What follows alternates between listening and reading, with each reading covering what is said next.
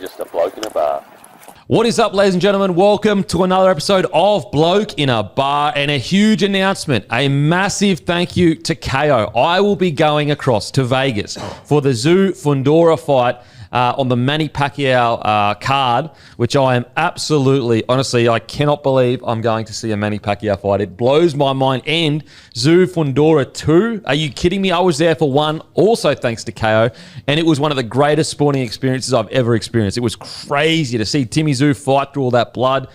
So a massive, massive thank you. I'm getting sent to Vegas around July 14th to around 20, all thanks to KO. I'll be putting all that content, so give KO a massive thanks. All that content you get that week, it is all thanks to KO. And also, why I'm wearing this jersey at the moment is also thanks to KO because the FIFA World Club Cup is here. It is here. And matter of fact, Hammy, your team, Auckland, unfortunately. Yeah, went down to the old foe, Bayern Munich this morning, 10-0. Just got out coached on the day, I think. Yeah. So we'll bounce back in. I assume they play another game? Surely.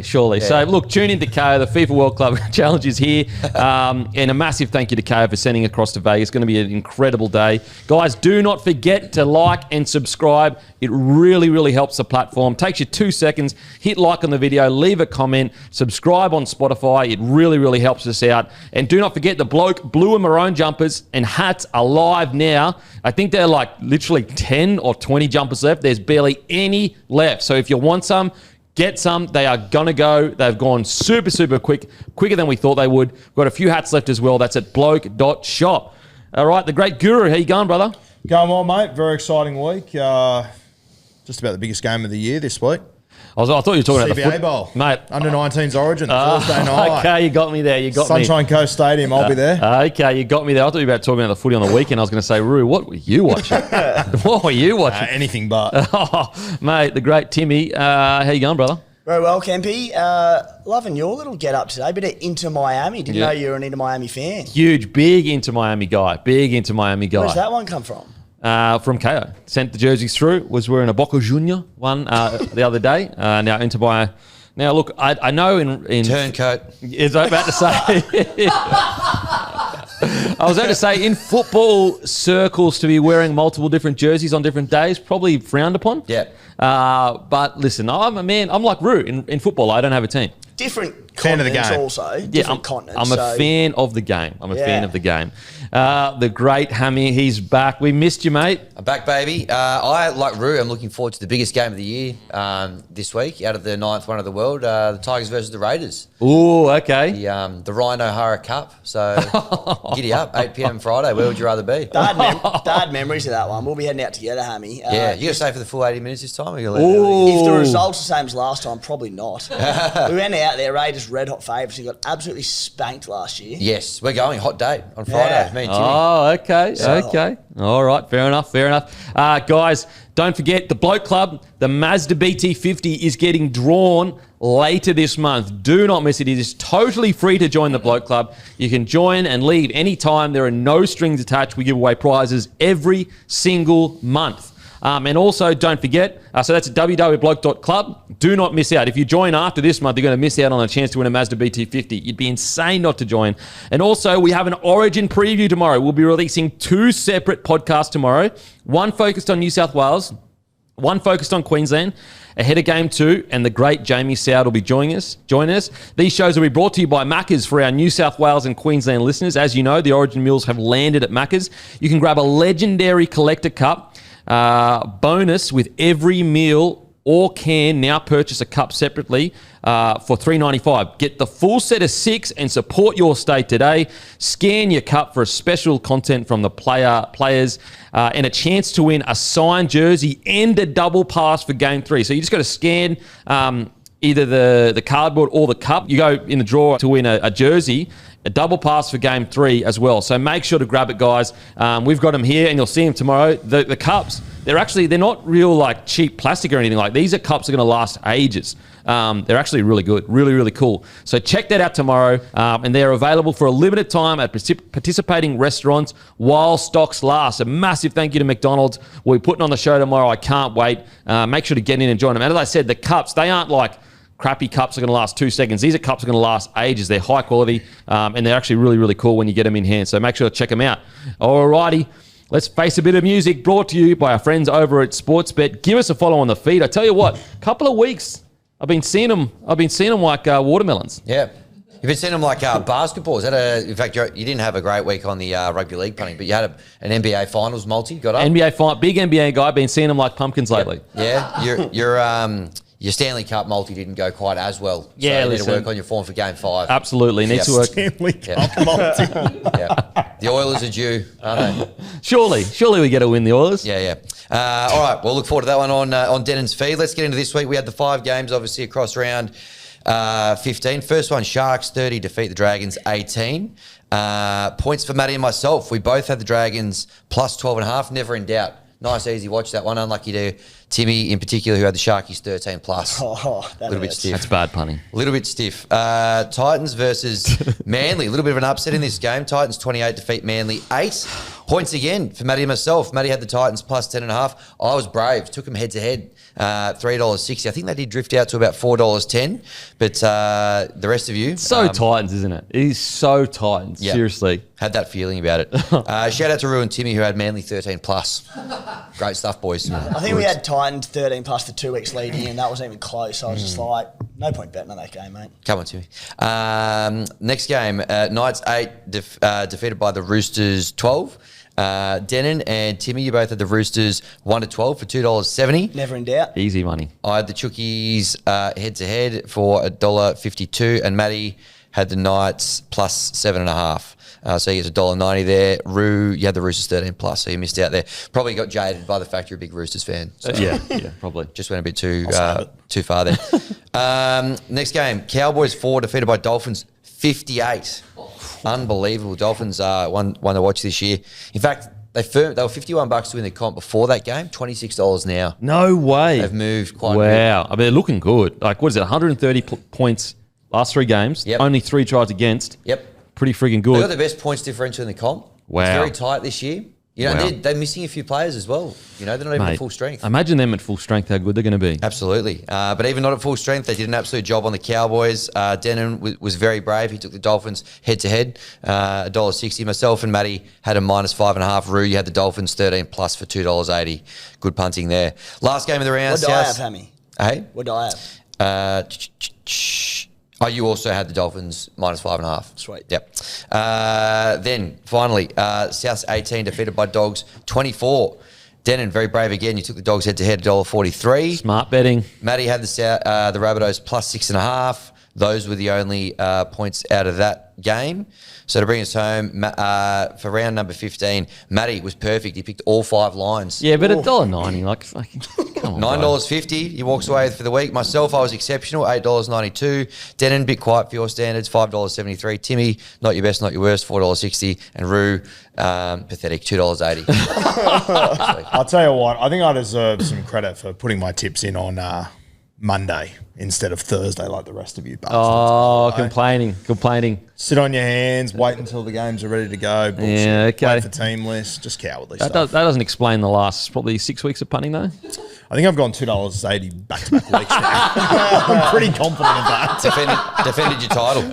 At least you're consistent. I'm consistent. You're consistent. For season 2025, we've got a new leader. Matty, $131.18. Denon, $129.92. Roo, $104.32. Myself, $93.36. And Timmy. Jeez, me and Matty are just 92, fucking, we are 66. just out the front flying. You lose your lead and you manage to say, oh, look at me high flying. Matty's taking the lead here, mate. Yeah, You've lost your mantle. He's currently employed by me, therefore I get the victory. So, like, I'm currently paying for him to do this. You're choking up top there, mate. Choking? Yeah. What are you talking about? We've been head-to-head the whole time. And he's leading. Yeah, what are you doing? I'm gone. Yeah, exactly. So, Sorry, was Timmy last? Yeah.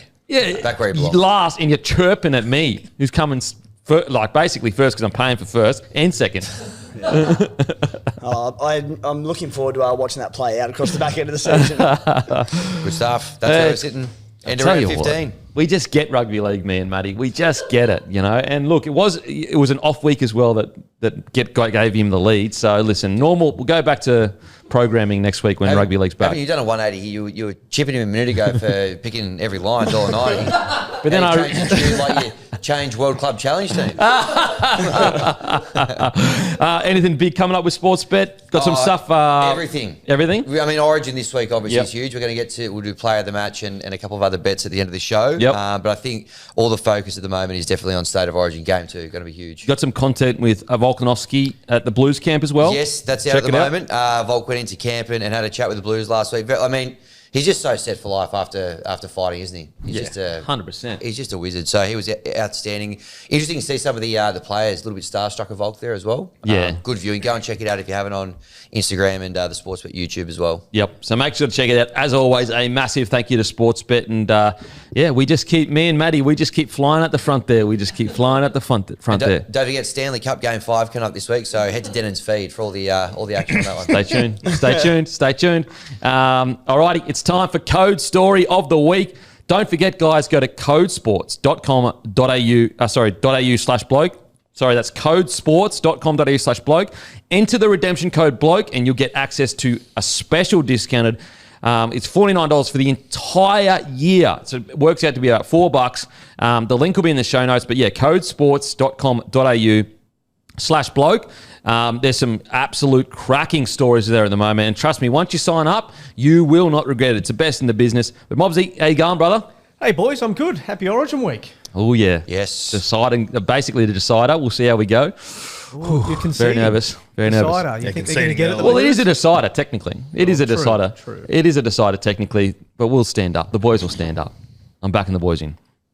Right. Well, speaking of Origin, I want to give you a little behind the scenes look about a story that came about last week up in Gympie when the Maroons had their fan day. So, debutant Kurt Mann made a beeline for our man Peter Bedell in Brisbane. And look, if you know Peter Bedell's fearless journalism, if you've got a player making a beeline for you, there's two things are probably going to happen. He's probably going to spray you or want to put one on your chin, but didn't quite happen. Kurt Mann walked up to him and said, "Excuse me, are you the journalist to help me see my dying mum?" Now, you go back to October 2020. This was in the middle of the COVID crisis, which we look back on now with 2020 vision of how draconian some of those laws were. And poor Kurt Mann, he was stuck in Newcastle. It was a night at the time, and his mum Jane had liver cancer. It was terminal, and she was living up in Warwick. And he'd applied to the Queensland government and been knocked back, special dispensation to come out of the bubble, cross the border to go and see his dying mum. So, like so many of us over that period, had heartache stories to tell. And Jane had come to Newcastle a few weeks earlier to see his last game. Well, it turned out to be the last game she saw live. And poor Kurt was stuck on the field, a couple of metres away from mum. Couldn't hug her, couldn't kiss her, could just sort of stand and talk to her from a bit far away. So anyway, he put this request in to go and see her because, final weeks of mum's life, got told no. So what happened was, an NRL source had called Pete Bedell and said, "Listen, this is what's happened. Do you think there's a story in it?" And look, at times as journalists, we can do things that potentially could have a good outcome, a good impact. You put a story out like that, it might be a little bit of being able to, put some pressure on, or, government sources might see the idea that, maybe we can do something about it. But this story never came to fruition because Pete had a contact at the Queensland government and made a quick call and said, "Hey, look, this is a situation. What do you think?" And the guy said, "Leave it with me." Within 48 hours, Kurt had been told that he'd had permission to cross the border, went up to Warwick, got to see his mum, spend their final moments together.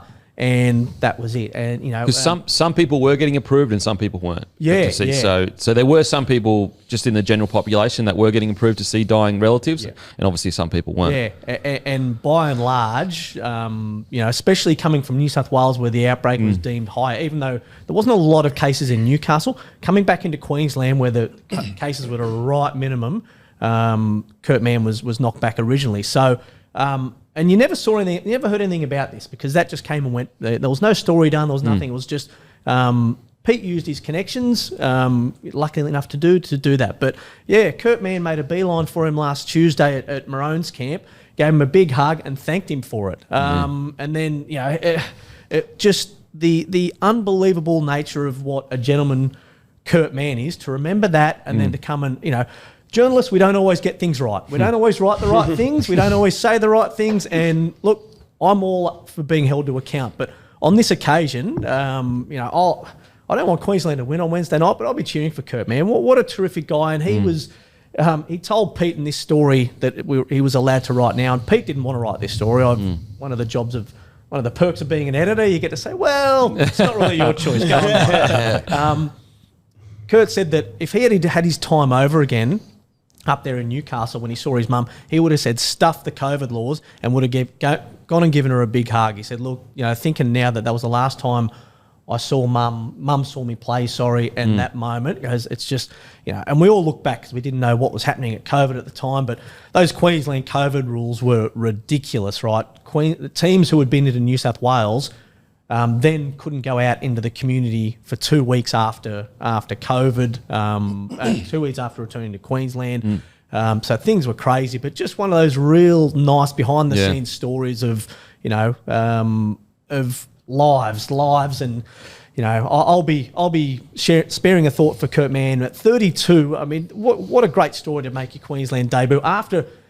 He's really finding some great form towards, I don't want to say the back end of his career, but definitely he's on the other side of 30. So this is just remarkable. Yeah, absolutely. And such an incredibly heartbreaking time, around COVID. So to at least hear some positives for it around it is a good thing.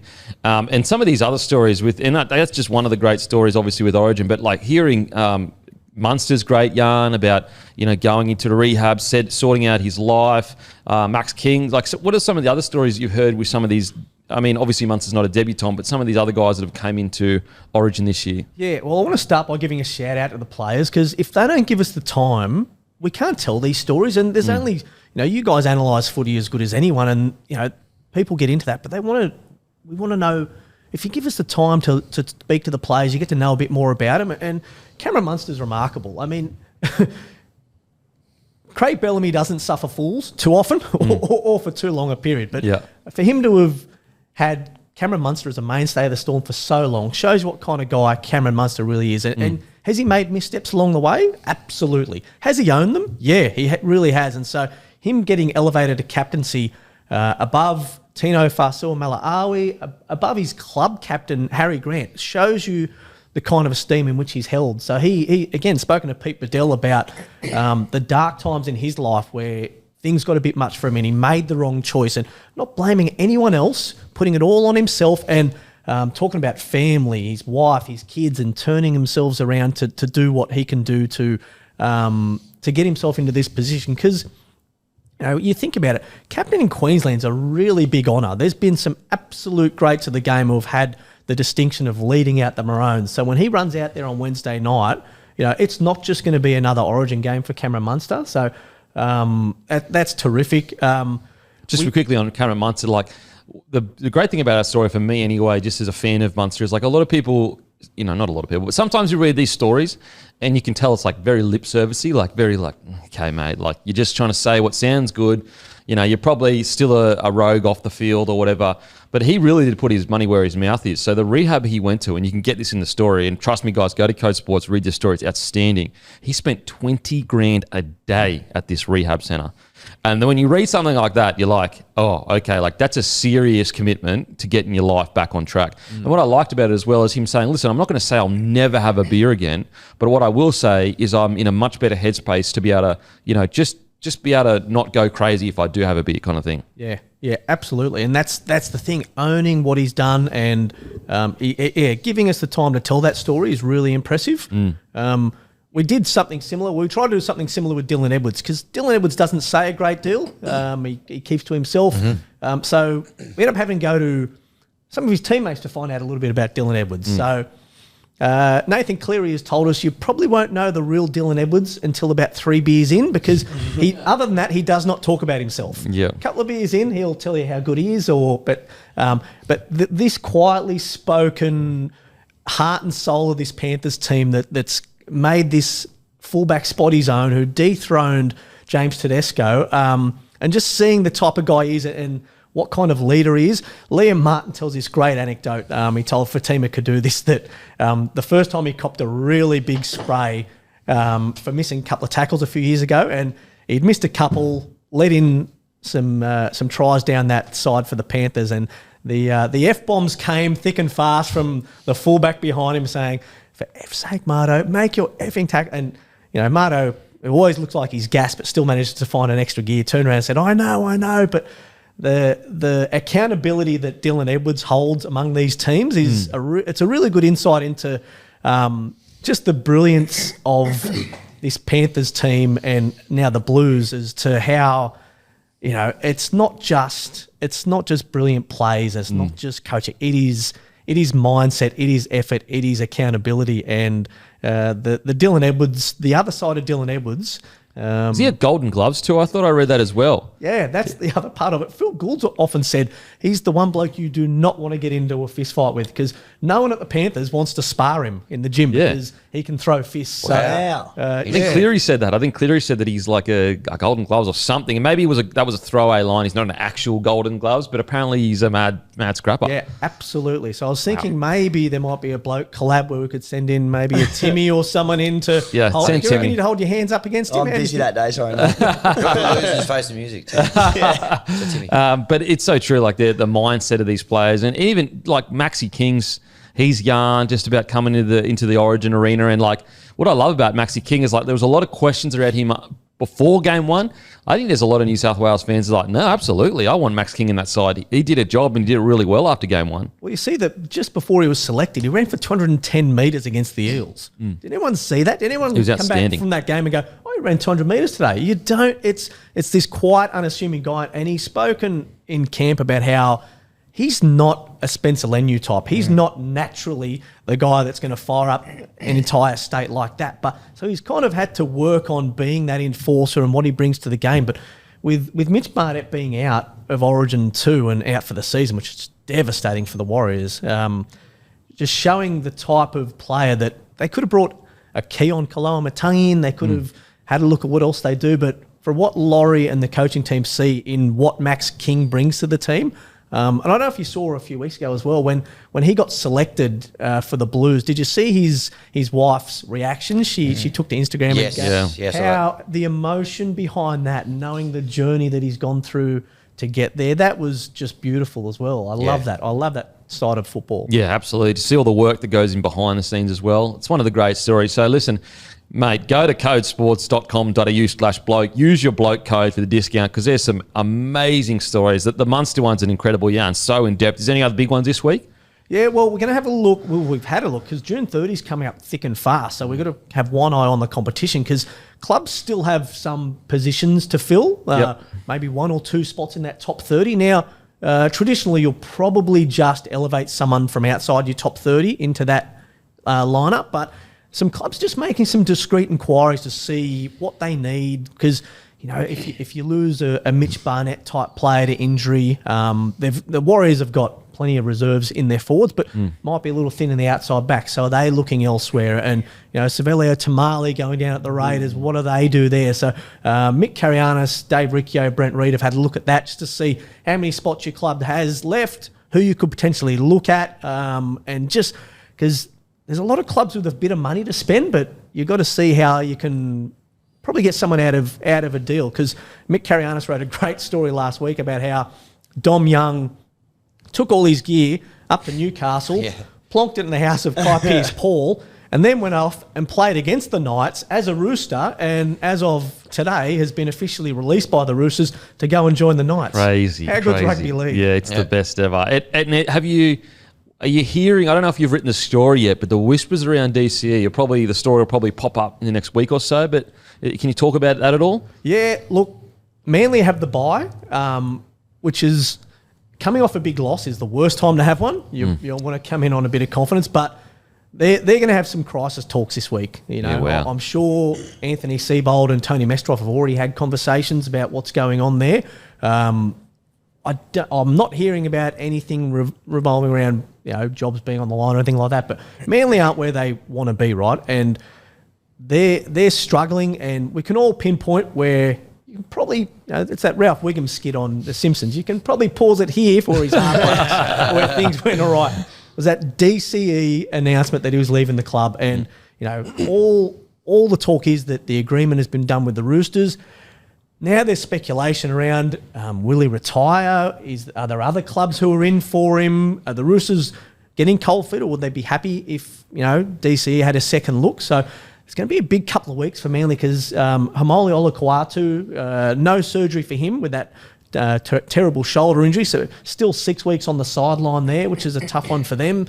So they've got a little bit of soul searching to do now to see where they get to because things aren't right at the Seagulls. Yeah. And it's going to be a long way back. Lucky they get Timmy Williams, man, Jamal Fogarty next season to right the ship. But until then, it's going to be tough going. Doesn't that look all of a sudden? It looked like If you're Fogarty, you go. Oh, yeah. Mate. Well, doesn't that Fogarty signing, though, like when it happened, a lot of people were like, what? Like replacing DCE with that. Now all of a sudden looks like they got the best deal ever with Fogarty. Like, it's just crazy how, 6 weeks in or 10 weeks in rugby league can completely change the perception of something that, like, we were so sure on 10 weeks ago. Yeah. Crazy times. And seeing those, just the way that Fogarty plays, the kick into the corner, he doesn't run the ball as much as DCE, but what he does do is that repetitious stuff that halfbacks do that put you in good position to win games. So, I think it's a great signing. But 3 years for Fogarty there to have a look. Yeah, so interesting to watch Manly. Mate, thanks so much for coming in. Codesports.com.au/bloke. Use your code bloke, guys. Use your discount. It's not going to be around forever. Matter of fact, I think it ends in a couple of weeks. So if you're going to use a discount, use the discount, guys. Otherwise, it's going to be gone. There's some incredible stories on there at the moment. And, mate, thanks, Mobsy, for coming in. Viva Inter Miami. Yeah, absolutely. Alrighty, the next little segment is brought to you by Grumpy Coffee. Make sure to go to grumpycoffee.com.au and grab your Grumpy Coffee. We got pods, we got whole bean, we got ground, we got it all. And the return rate is like 70%, guys. So make sure to grab your Grumpy Coffee. People are absolutely loving it. And DJ Grumpy this week, and on Tuesday, he'll be at the Rusty Rabbit from 7 a.m. till 8. He'll be a part of the Rusty Rabbit and the Runner collaboration. So get around DJ Grumpy. Give us a follow on Instagram at Grumpy Drinks. Also can follow us on Facebook. We've got a YouTube channel as well where we release mixes. So get around Grumpy Coffee, the best coffee in Australia. All right, I just wanted to talk to you guys about Luai's comments. So the whole yarn around game one was it's boring and, there's media bans and we need to make it exciting and blah, blah, blah. Anyway, so Moses gets pulled out. Luai goes in. Within a few days of being in camp, he says this: I got that dog in me, bruh. I don't back down from anyone. That's what Origin is about. And I just wanted to say, can we just appreciate Luai for what he brings to rugby league? Because we have been crying out for some banter, some yarns for Origin, how it was almost like a club game one. Luai intentionally chooses to be the villain on nearly every single occasion and gets us hyped and bought in. I mean, I put that quote up and the amount of Queenslanders that were angry about it, and I get it. I understand why they're angry. That's what makes Origin great. But I just want to give Luai his flowers because he's the only one willing to put his balls on the line in front of both states, millions of people, and get the crowd going. That's what the people want. Root. It's so rugby league pure saying "brah" in a quote, It's isn't the it? best. I fucking love it. It's unreal. And yeah, mate, I love the approach he has to everything. We've been saying it for years on this podcast. The bloke's a winner. Like he talks it up, he backs it up. And we've been screaming for this, like 100%, someone to say something. Yep. And, that's the beauty of it. You know that he won't back down. You know that he went up there to Queensland last year and, he's had his moments in Origin and whatnot, and he always just wears his heart on his sleeve. And I love that. I'm all for it. And there's a world where we lose Mitch Moses, who I thought was one of our best players last year, and we might get better. Maybe. Like the approach that this guy brings and the attitude he brings, there's a lot of guys who got a lot of accolades last year. I'm not sure if we win that Origin series if Luai wasn't in the side. I think he just brought a new spirit to us. He got in DC. He's the first time to ever ruffle DCE's feathers. Like, even if you hate Luai, let's say he polarizes you, you dislike him, just take a second to go, hang on a sec, these feelings I'm feeling, did I feel them for game one? No, I didn't. You know why? And Luai's not dumb. He's doing, he doesn't say these things unaware of the consequences. He says them because he's aware of the consequences. He's bringing that fire back, that passion. And I just think we've got to appreciate, we've been screaming out for someone to say something, and Luai comes in and intentionally says something like that. It's the best. Timmy? Yeah, there's so much pressure on Jarome Luai coming into this because of how dominant the Blues were in game one. So, subconsciously, if you were a bit concerned, you'd be going, all right, if we lose and I play poorly, the Wolves will be out. we're so lucky, the Blues, that we can lose one of our halves from game one and have a bloke who's been there and done it all of 12 months ago and come up with a series winning and series defining play late in that game as well. And yeah, very lucky on that front. Just for the people out there who were blowing up at Matt Burton not getting picked at 5'8", I'm surprised. So surprised. You at that. just, to put it simply, you need to understand that people saying, oh, there needs to be a new look at the 18th man rules around Origin and all this sort of stuff. Matt Burton was selected as 18th man because we went with a 4-forward bench with Connor Watson as our utility. If any of our back five go down, and especially if it's due to foul play and the 18th man can come in, we need a player who's able to go out and play centre or push a player to the wing to cover centre and do all that. Jarome Luai's 18th man doesn't fit that bill. Yep. Right now, Jarome Luai is absolutely the best option to play in the halves alongside Nathan Glittery for so many reasons. Not saying Matt Burton would do a bad job, but Luai is the clear pick ahead of him. There's also a reason Jarome Luai wasn't picked as 18th man, because we didn't need coverage there. We had Connor Watson on the bench to cover the halves. So for anyone out there saying it should have been Matt Burton, it's not that straightforward. And what I don't get with Luai, I guess, not even hate, because I think actually a lot of people love Luai now. There's obviously still going to be. We're talking about a 4-time premiership winning six. We're not talking about a guy that's pretty good at six. We're talking about a guy that has consistently been a winner in the six jersey. He's currently, some people think, playing out of position at the Tigers. And yes, they've had a bit of a bad, not even a bad month, but a bit of a slow month. They are so far better than what they were last year with him at the club. Hammy, I'd love to get your thoughts, mate. Yeah, well, I think it's great that he's back in and prepared to just stir it up a bit, because you're right. Game one, and a lot of people have said it in the aftermath, it felt a little bit flat. There wasn't as much kind of hatred or niggle between the sides. I think there's too many media bans. I think Spencer Leniu, for example, is someone who you could see the TikTok vision of him warming up on the sideline, getting the crowd up, having a crack at him for not kicking off at him. We want to hear from people like that in the lead up. Yes, they might say a few things that might, ruffle a few feathers, but that's the whole point of Origin, is to get people pissed off and ready to roll. And we didn't get any of that in game one. So yeah, Luai comes in, doesn't miss a beat. Already there's a little bit of feeling, a little bit of excitement. One thing I will say, I do feel like Latrell's earned the right for one off, because he's just done it so many. The amount of Origins Latrell has made fiery has been crazy. Yeah. But you're right. The Spencer one, I would have been let's go all in on the Spencer one. But hasn't Spencer just nailed it? He releases a vlog series 2 weeks before. We all want to hear from him. He's not saying anything, but he's doing it. It's fucking genius. What about Critter not remembering that he's the captain of the Bulldogs? Oh, yeah. Well, I'm loving the fact that these players are starting to create their own YouTube channels, and, they're never going to be able to fully dictate the narrative around themselves, but at least have some control of how they are perceived. I think a really good example is Terrell May if Terrell May didn't have that YouTube channel, I think the yarn that was people tried to push about him defensively would have been much more effective. But I think because he has a YouTube channel and more people are engaged, with his games, but also him as a person, that narrative was much less effective than he is in, a few years ago, that narrative, whenever it used to get pushed, whenever a selection wasn't made, it would always win the battle because there was no pushback on it. And so guys like Spencer Leniu starting, Reece Walsh has started his. Actually, shout out to Broncos, sent me this jersey. My God. This, honestly, might be the greatest jersey of all time. And it's what's so ironic is the All Blacks are we've had this jersey the whole time. What are you talking about? Well, let's just pretend that they don't have already the All Black jersey. Obviously for the Black Dog Institute, but this is how good do they look? Come on, boys. Give me something. It is good. It's elite. It is so, so good. And I like the fact there's a white number on the back there. So the Broncos sent me this. A massive thank you, but geez, what a bloody good jersey. But yeah, I'm loving the fact that these players are creating their own YouTube channels and setting themselves up for something after rugby league as well. And it's as well too, you have a look at how this whole DCE thing played out, how there's only X amount of players that could have done what DCE did this year. Man, come out and spoke, whereas now it gives, a Terrell May essentially an opportunity to actually control it themselves via their own platform. Yep. At the very least, you have the option to hear from them. Yes. Yeah. What is going on.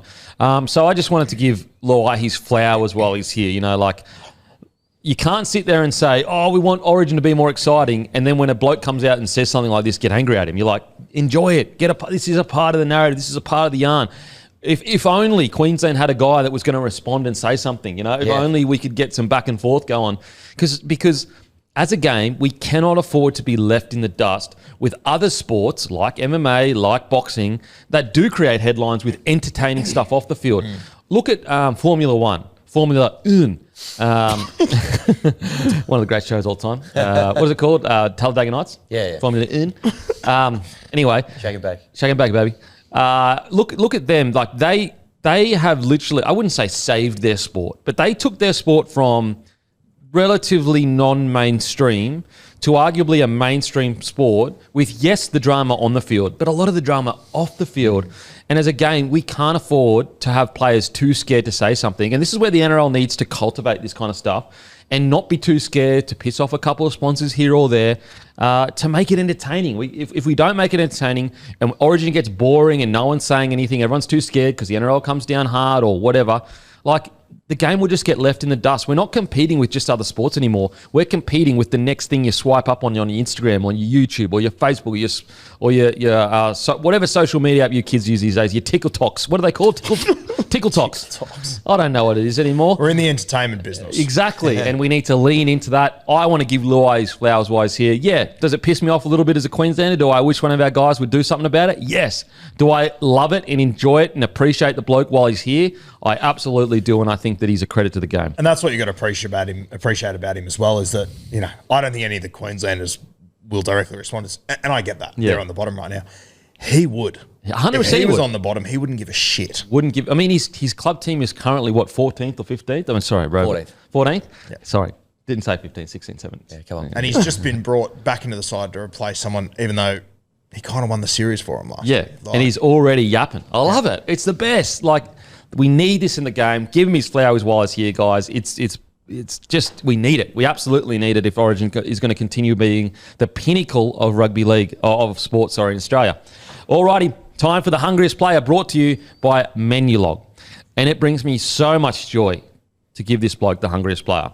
The Hungriest Player this week is Nikorima of the Dolphins. What an incredible performance. Use code Nikorima, so NIKORIMA for $7 off Indian this week. Also, you're hungry? Shout out to Indian Chimney Express in Albury, serving rich flavour packed dishes on Menulog. Use code Nikorima, get $7 off Indian at your local legend near you.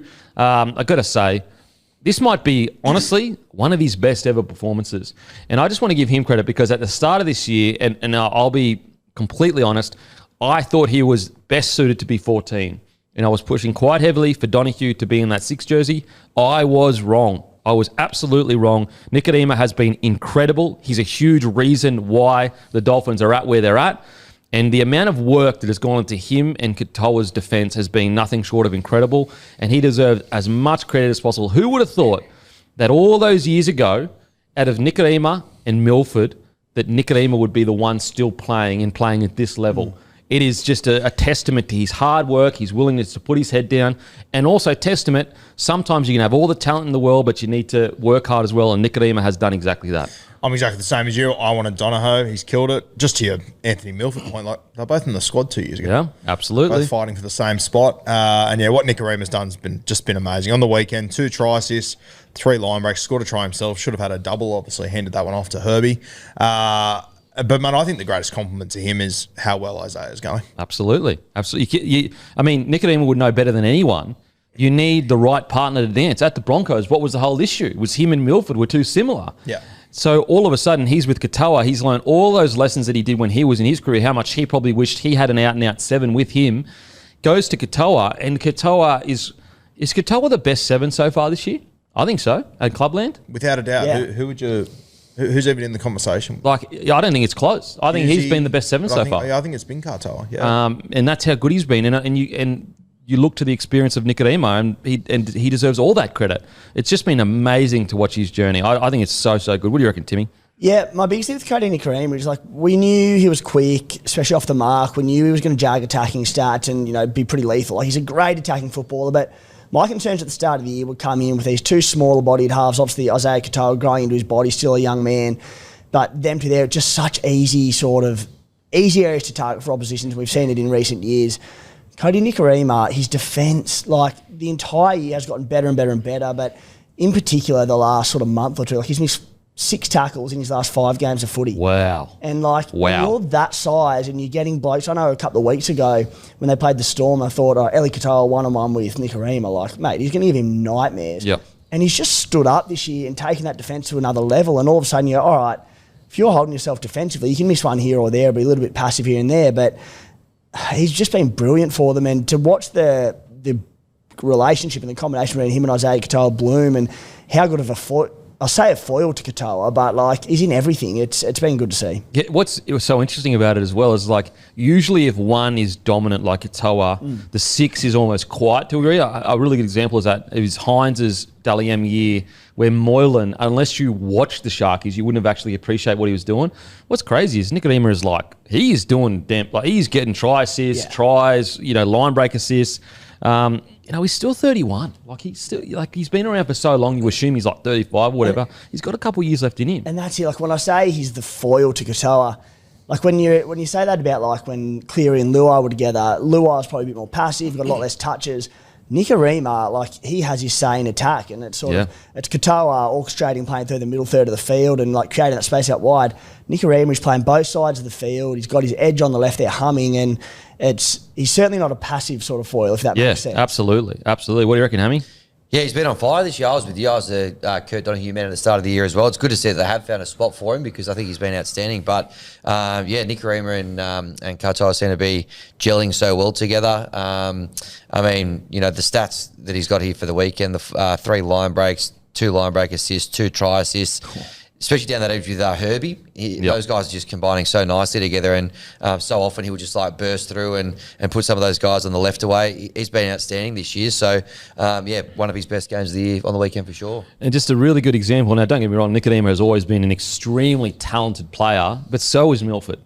But it's been his hard work that has kept him in the game. And now he can be a part of an inaugural club the first time they make the 8 this year, if they do make the 8. And they're getting to the point where it's almost like if you don't make the 8, it'll be a surprise. That's how well they're playing at the moment. So massive credit to him. Guys, use code Nikodima for $7 off Indian. A massive shout out to the local legends on Menulog. And that is Indian Chimney Express in Albury.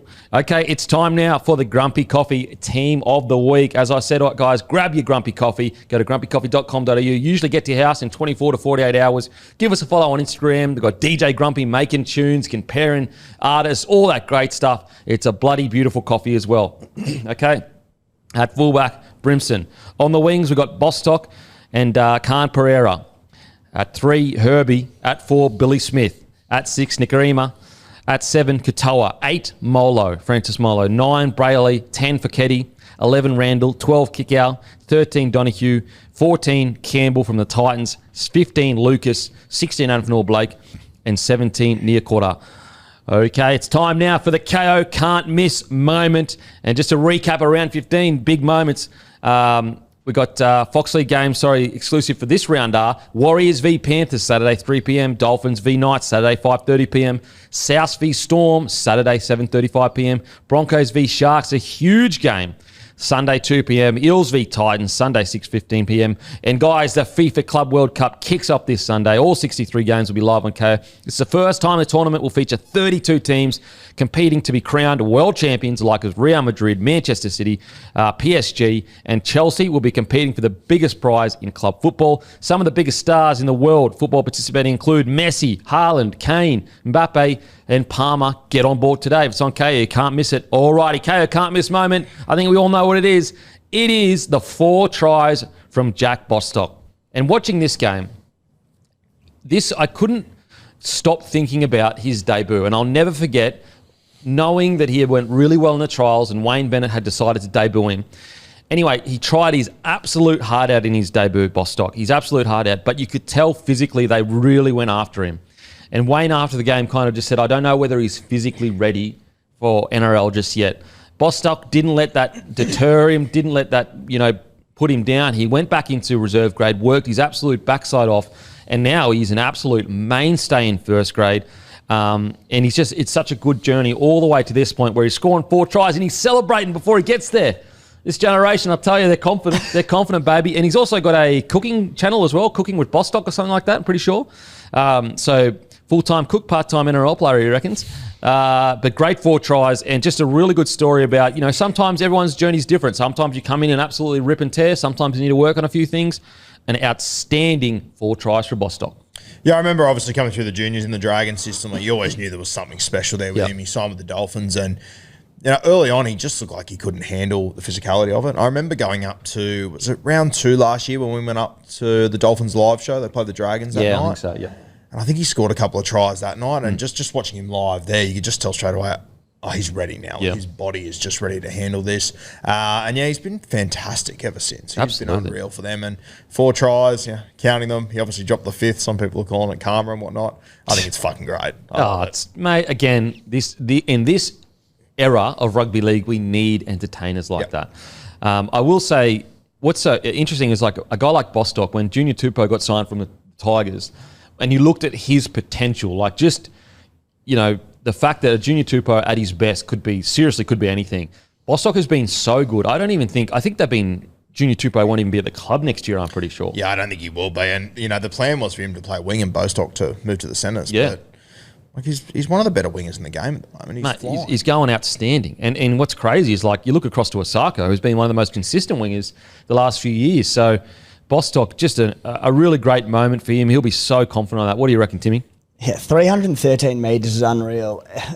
Incredible performance. I get a lot of, aside from the obvious of him being tall and a bit of a stretch. Campbell Graham? There's a lot of Campbell Graham. I know. Like, hard to look past the physical side of things, but he just is. And I think he's a really good attacker. He's a great finisher, as we know. His yardage is getting better and better. As you said, as he comes into his body and grows a little bit more, Campion sort of starts to fill out. But as you said, like, there was chat at the start of the year of him, moving to the centres and playing that position, and I don't think he'd have any harm with it. Like, occasionally he makes a poor defensive read here and there, but again, he's young, he's learning it, he has new combinations, and he's been absolutely exceptional this season, and especially of late. And I think whether his best spot is centre, wing, I'm not sure, but you probably don't move him as it stands because he's killing it on the wing. He's going so well. Just quietly, what about Osako going 9 from 10?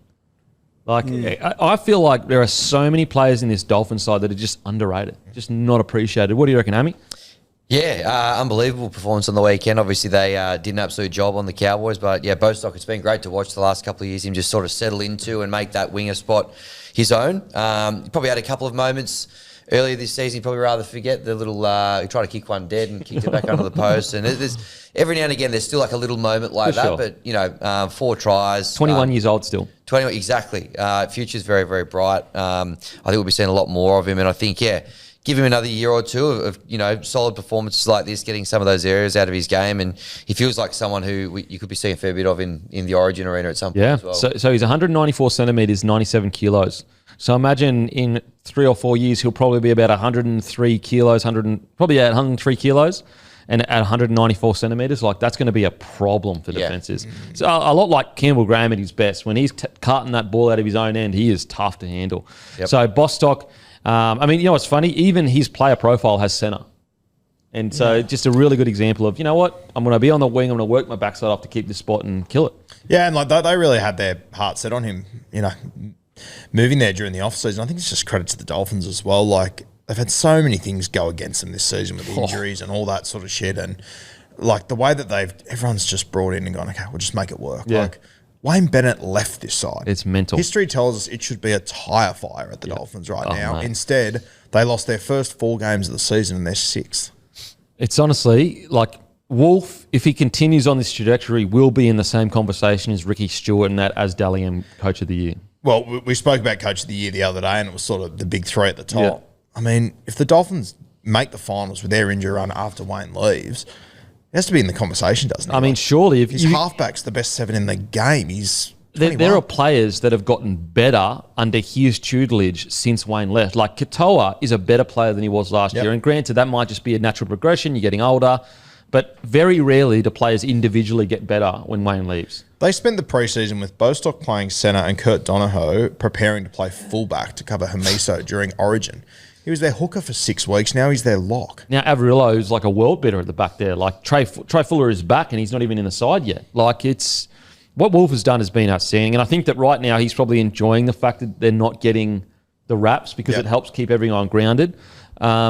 But Bostock, that's the Kayo Can't Miss moment. Absolutely outstanding. The Dolphins, they are the Kayo Can't Miss side. And actually, their stadium's called Kayo Stadium as well, which is awesome. Also, Bossy's Cookbook. That's his Bossy's Twitter, Cookbook? not to Twitter, TikTok and Instagram. There you go. He is on that TikTok. Okay, we'll move on from that. Okay, round 15 review, guys. Round 15 review. We'll say most games absolute bludgers, but we got through it. Got the job done. Okay, Sharkies versus the Dragons, 30-18. And I'll tell you what, if you're a Dragons fan, that first half, you're sitting there going, okay, here we go here. Like, I actually face the music. I'm like, I'm going to get some good value here. It's Dragons 13 plus. Then the Sharks came out and just said, okay, we'll start actually playing our scene of rugby league, and completely squeezed them out of the game. They didn't score another point in the second half. Sharks dominated the second half. The weird thing for the Dragons is, a couple of weeks ago, it was like, what a great season this club is having. Now it's all of a sudden, oh my God, it could be a disaster at the moment. So I don't know. We'll get to the comments. Let's talk about Sharkies first, then we'll get to the Dragons. But with the Sharkies, look, the way I look at it is like, just get the win. Just get the win, move on. It's been a disastrous couple of weeks for you. You had a big loss against the Roosters, you had a bye, and then a big loss last week against the Warriors. Yes, okay, you should probably be putting the Dragons away much more clinically, not at least beating them in the first half, but the second half was good. Just focus in on that. Boys, what do you reckon? Yeah, I get that side of it. Just, you play poorly, you win. Sure, get that. But I just look at the Sharks side, mate. Maybe my expectations are too high, but I just look at the squad they've built over the last 5 years, and they should be sort of getting to the apex of that at the moment. And, mate, they just look so far off to me. I get the feeling, and this is just speculation, but it almost feels like they built their year up to the Melbourne Storm game. Like that was their season. They got to it, won their grand final because everyone kept talking about, they're not the big dogs. Ever since then, they've just been flat. And I wonder whether that took that was all their focus to a degree. Because they should be going through this Origin period. They're the only team that's not affected by Origin, essentially. They should be flying through this period with that squad. I remember thinking after that Melbourne game, is like they'll almost guarantee themselves a top force position because they should be going through this Origin period just knocking teams off. Yeah, they're just... I've got no faith in them week to week. I'm not sure who they play over the next few weeks and whatnot, but even teams at the bottom that like the Dragons, for example, I think they should have, and they won by 12, sure, but I thought they should have absolutely given it to the Dragons the other night. What I was so surprised at, with the results that you just had, surely you're coming out of the block absolutely firing. They came out flat as any. Their first 20 minutes, they just couldn't capitalise, but then they just completely, went off the job for the last 20 minutes of the first half. Timmy, what do you reckon, mate? Yeah, I mean, coming off the two really disappointing losses they had leading into it, I thought exactly that. They'd come out firing at home against local rivals, the Dragons. I thought they would have potentially put on a bit of a score. And as you said, they got the win and it was somewhat comfortable by the end of the game. But at the end of the day, the squad that they threw out was near enough full strength, missing obviously a few centres there. And then the Dragons, who have had a lot of injuries as well, Val Holmes out to Origin. It should have been a game they were winning well. And the fact that it was ever in doubt to the extent that it was, they sort of came out of the sheds after half time and went, no, let's switch on. They put points on easy. The more I watch them, I just think they're lacking, and maybe this is harsh, but it could be, it's felt the same for a few years. They're just lacking that killer instinct, that win at all costs attitude, and lacking almost like mongrel in them. There's spite? Do you think spite? Yeah, absolutely. All of that. That's they're too nice. We'll do anything we can to win. And you might go, all right, Ronnie Mulatalo, he's got a bit about him, and he can get fired up, and he brings the energy. AFB maybe a little bit as well, but I just don't see a side and individual players out there, and it all starts in a spine. The spine who dictate all this, like Brayley, Nico, Trindle, Will Kennedy. I feel as though they're quite soft-natured personalities and outstanding footballers, but when it gets down to the dirty, the grind of we will win at all costs, I just don't know if they've got that, because talent isn't an issue. Roster isn't an issue. They've had a really good run of injuries, give or take a few sort of fringies. So I just think they should be doing better than they are. And it's not to say they can't go on and play in a grand final and potentially win one, but I just think they've been unconvincing, and I just think they need more mongrel. You know what it kind of reminds me of? I remember that game, the Bulldogs versus the Broncos, and I remember saying at the time, some of the premiership favourite teams or heavyweights are sometimes going to have games like this where they lose their fucking heads and they're so aggressive, so over the top. As long as they hone that in the correct direction, I'm actually okay with that happening every now and then. And it's a great point you bring up. It's I can't picture the Sharkies ever going, other than obviously Mulatalo, which is, I mean, that's why he's the heart and soul of the side. It's a good point. Like the Panthers, I can see them being a bit dirty. I can see the Bulldogs being a little bit dirty to a degree. It's the actually Raiders will. You know, the Raiders absolutely will. The Warriors can get down and dirty if they need to be. It's actually probably a bit of a criticism of the Broncos that they've had all this talent, but are they willing to get down and dirty? It's a decent point. Like, do they have? Look, I think they definitely do have the mongrel in them. It's just, are they cultivating the mongrel in the right moments? It's a good point. Like, are they ruthless enough? Are they willing to go to any degree to win? Like, I think we can all agree the Penrith Panthers are literally, they'll go to any degree they need to win. The Raiders will go to any degree they need to win. They don't care who they piss off in the process or who's unhappy about it. No, well, I'm a professional athlete. I've got a job to do and I'm going to win games of football. And look, maybe the Sharkies as nice guys can come out and win it, and I'd love to see it. I really would, because it'd be good to see, nice guys rewarded, because I love their team. Like, I love all the individuals. And I love the way they play when they're the best. I love the way they play. I don't think talent's an issue. I don't think they can lean on injuries or certainly origin selections as an excuse for recent results. And as I said, like, they got the job done here. They came out and played a great second half, but they should be winning this game. Yeah. And doesn't the thing, people go, okay, well, that means that, Nico needs to be really spiteful or whatever. No, you don't want people that it isn't in their nature, but you just need to find the blokes that it is in their nature. So Mulatalo, probably AFB, he'd be willing to get down and dirty. Cam McInnes, definitely. You probably just need to speak to them and go, guys, I just need a bit more fucking ruthlessness from you. Just cross the line every now and then. And I wonder whether, because Fitzy was such a frigging good player, and he was so good, he probably never needed to do this. And he was surrounded by a pack that was so good as well. Maybe that's an area where, because it's a hard balance as a coach. On one hand, you're telling them, guys, discipline, no penalties. We want to win. But then on the next hand, you've got to tell them, but sometimes you need to give a penalty. You know what I mean? Like, it's a very hard balance. Fitzy had a bit of that in him. Oh, absolutely, for sure. Yeah. But I wonder whether Fitzy is, because he was such a hard and fair player, he's lent heavily into that as a coach. But I'm with you, mate. I'm definitely not suggesting Fitzy didn't have that, but I wonder whether he's lent so heavily into the hard and fair rather than the nitty gritty kind of stuff. Because Fitzy absolutely could go with literally anyone. Yeah, like off the back of what Tim said, I'm saying it for a few years at the Sharkies. Like, they don't feel ruthless enough to me. They don't feel like Penrith over the last few years have been. If you're drowning, or put the hose in your mouth. I just don't feel that way with the Sharkies. I never have. Yeah, and I wonder whether that's the next step of his coaching. Because like Brayley's running game got unlocked, and we saw how good that was. And I wonder whether that's their next step. Really, is just to get that spite in them. What do you reckon, Hammy? Yeah, they've been a very tough team to get a read on all year. I think basically every time I back them, they lose. Every time I don't, they win. So they're just one of those teams at the moment this year. They have got a little bit of dog in them. Mulatalo, I think, tries to get that into the game a little bit. Obviously, he's missing at the moment. They're missing a lot of outside backs, which is, a little bit tough. We know how important they are in the current game as well. But, yeah, I don't know. They're very hard to get a read on. Next month, Roo, I know you were talking about it before. They got the Broncos, the Storm, are buying the Dolphins. So that's a pretty tough next couple of games. But, they probably just need a little bit, I think you're right, a little bit of a hard edge. But the guy that kind of drives that Mulatalo, I think he's still a fair way off. So, yeah. And, they're definitely tough.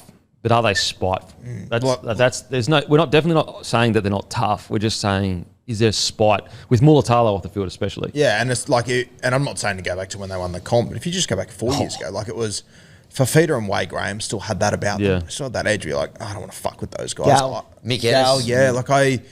But even after those guys left, like you still had Wade Graham and Fafita that had that edge I think teams are looking at the Raiders and going, I don't want to get in the gutter with these guys. I think they look at the Sharkies and go, I'll get in the gutter with them. Interesting. Yeah, I wonder how he does cultivate that, because they've built such a consistent roster over the last few years. Who does he tap on the shoulder and say, I just need a bit more fucking niggle from you, just a little bit? But as you said, Cammy, like Nico Hines sort of the pin-up boy for this, and at the Sharkies, and he's that soft-natured. You don't force it on a player and say you have to go out there and be gritty and be a dog, because it's not in his nature. No. But as you said, at times tapping the Ronnies and the AFBs and McInnes, those blokes say, we need you to get these. At times, get them fired up. Yep. Accountability is probably another thing, mate. When you've got a bunch of nice guys, who's the bloke that's going to be the dog that's going to say, mate, that shit or that shit? Yep. It's a good point. So the first thing I'll be doing, showing them the odds this week. They're at $2.60 against Brisbane, who've won one game since April. Like, it's outrageous. Mate, the odds for the Broncos has been outrageous for about 7 weeks. Like, they go into games like $1.20 favourites and that. or $1.40 or whatever. Like they're $1.50 in this. There's still an Origin game to happen. Yeah. The players could get ruled out or anything. Cronulla are sitting there just waiting for this game to happen. Like That's insulting to the Sharkies, really. It's disrespectful 260, but I can get where they're coming from. Yeah. Okay, some positives, though. Some positives. Brayley was outstanding. And his running game, and I'm going to take credit for this. I had him on the captain's run a couple of weeks ago, and I just tipped him up. I just said, mate, I just asked him the question, do you sometimes not run because you're worried about the 80 minutes and having to, save yourself? And he said, yeah, sometimes you've definitely got a plan when you run or whatever. And I just said, just asked him about his running game. So I'll take full credit for this. It's all me that did this. But his running game was outstanding. And I do think that with him with that kind of confidence, it takes a bunch of pressure off Hines, Trindle, especially when they're not firing. But I thought Brayley probably had his best game in a very long time. And I actually think Brayley's the number one most underrated 9 in the competition. I really think he is not appreciated for how good and consistent he is. He always plays at least a 7.5, 8 out of 10. He has played 115 games on the trot. His only break in between his long run of games, he was rested. So it wasn't even an injury. He doesn't get enough appreciation for that. I thought he was outstanding on the weekend. I think as well, is it fair to say he's more important to this side now than he ever has been? Like over the last few years, like he's always been a very good player and whatnot, but I feel like now, whenever they're playing well, he's running. Yeah. Yeah, I think if they're even thinking about going on a bit of a run or challenging for a premiership, it's going to be off the back of Brayley probably in career best form. Yeah, like he's bringing more value to them right now than he ever has. I think so, because like a lot of the time, you go back to that Warriors game and they had like 20 to 30 tackles inside the Warriors' red zone compared to the Warriors' 7 in their red zone. And so that suggests to me that Hines and Trindle aren't firing at the moment. So sometimes Brayley needs to go, you know what? Sometimes these guys are going to be out of form. I just need to step on the gas and just go for it. I thought he was so good. And I really think that if Reece Robson was injured, I do think his name should be there or thereabouts for the Origin arena. Well, he went into camp a year or two ago, was it? Yeah, under Freddie, I think. Under Freddie, he went into camp. Yeah. Timmy, what do you reckon about Brayley? Yeah, he's had 9 games this year running 33 metres or below. He had 122 on the weekend, which was essentially double his best. His next best was 64 metres back in round 7, and obviously there were some breaks there, so the metres are inflated a little bit, but it was his best game all year and his best game in a long time. Not that he's been poor at all. It's just we've said for ages, and it doesn't take a rocket scientist to work it out. He's such an underrated runner of the football, and he was the difference in this game, and he was 100%. absolutely tearing him to shreds. Did it in that first half, even when they weren't sort of capitalising on the breaks and what he was doing around the ruck. But when you've got a bloke like Adam Fanua-Blake, who was back up playing some bigger minutes again on the weekend, which I loved for the Sharkies and from Fitzgibbon, when he goes and he gets those quick play balls, mate, just take off because he's destructive. Yeah, and he's relatively quick. He's got good footwork. I just think he should be running far more. It's going to be interesting to see, now that we've seen it in action, is it going to be consistently there kind of thing? But yeah, I thought it was Blake Brayley's one of his better performances. Who else stood out? I thought Katoa was fucking... Jeez. I forgot how good he was. Like, always know how good Katoa is, but I just... Because they're outside backs, everyone coming in and filling in had been so solid, I just kind of like, oh yeah, when Katoa comes back in, it'll be fine. He came back in, I was like, my God, I forgot how good this guy was. He is so good. So good. Yeah, as Timmy said, I thought AFB was unreal. It's good to see him just given, I think he played the first 62 minutes or something like that. They just let him go. And I'm sure, I remember AFB did an interview during the preseason sort of talking about how the plan is for him to play less minutes, have more impact. And I think the Sharkies are in a spot where they just need to let him go. I think you just let him play because he does seem to just get better the longer the game goes, AFB. And he went back, Fitzgibbon, he sort of chops and changes a little bit, but the 4 forward bench. So Atkinson dropped off and I think was 18th man in the end. But I'm with you, Roo. Like, I love the idea of giving AFB smaller breaks, but some blokes have just got it in them. They've got the big minutes and it allows you to do different things. Like, and to his credit, like he played him 67 minutes on the weekend. And I think anywhere from that sort of 60 to 67 regularly, depending on how the game is going, I think that should be the sweet spot for AFB. If you're out and you've got a big lead, sure, give him a bit more of a spell, but I just think that, and like Talakai also got up to 46 minutes on the weekend as well. Harodi went off injured. I think Talakai is that X factor off the bench. He brings so much punch to him. Now with Harodi injured, there's every chance that Talakai ends up at centre, which I think could be outstanding for them. And running for 200 plus metres out of yardage, pardon me, when he plays centre. I think Talakai needs more minutes regularly, and I think AFB does too. Mate, AFB is 123 kilos. how he moves like that, I will never know. It's actually insane. What do you reckon? Who stood out for you on the show? I was going to give AFB a rap, but he's been pretty well covered off. Just and the fact that he can do it each week, carrying that kind of timber as well, very, very impressive. Britton Nickera, I thought he was pretty good as well. Mate, that line he ran, jeez. He's just got like one of those in him at least a week. Yeah. And like no one can stop it, really. So good. Yeah, I thought he was solid. I think those ones that you've kind of covered. Yeah, Katoa, I was very impressed with as well. Just 268 metres. 13 tackle breaks. They've got great depth.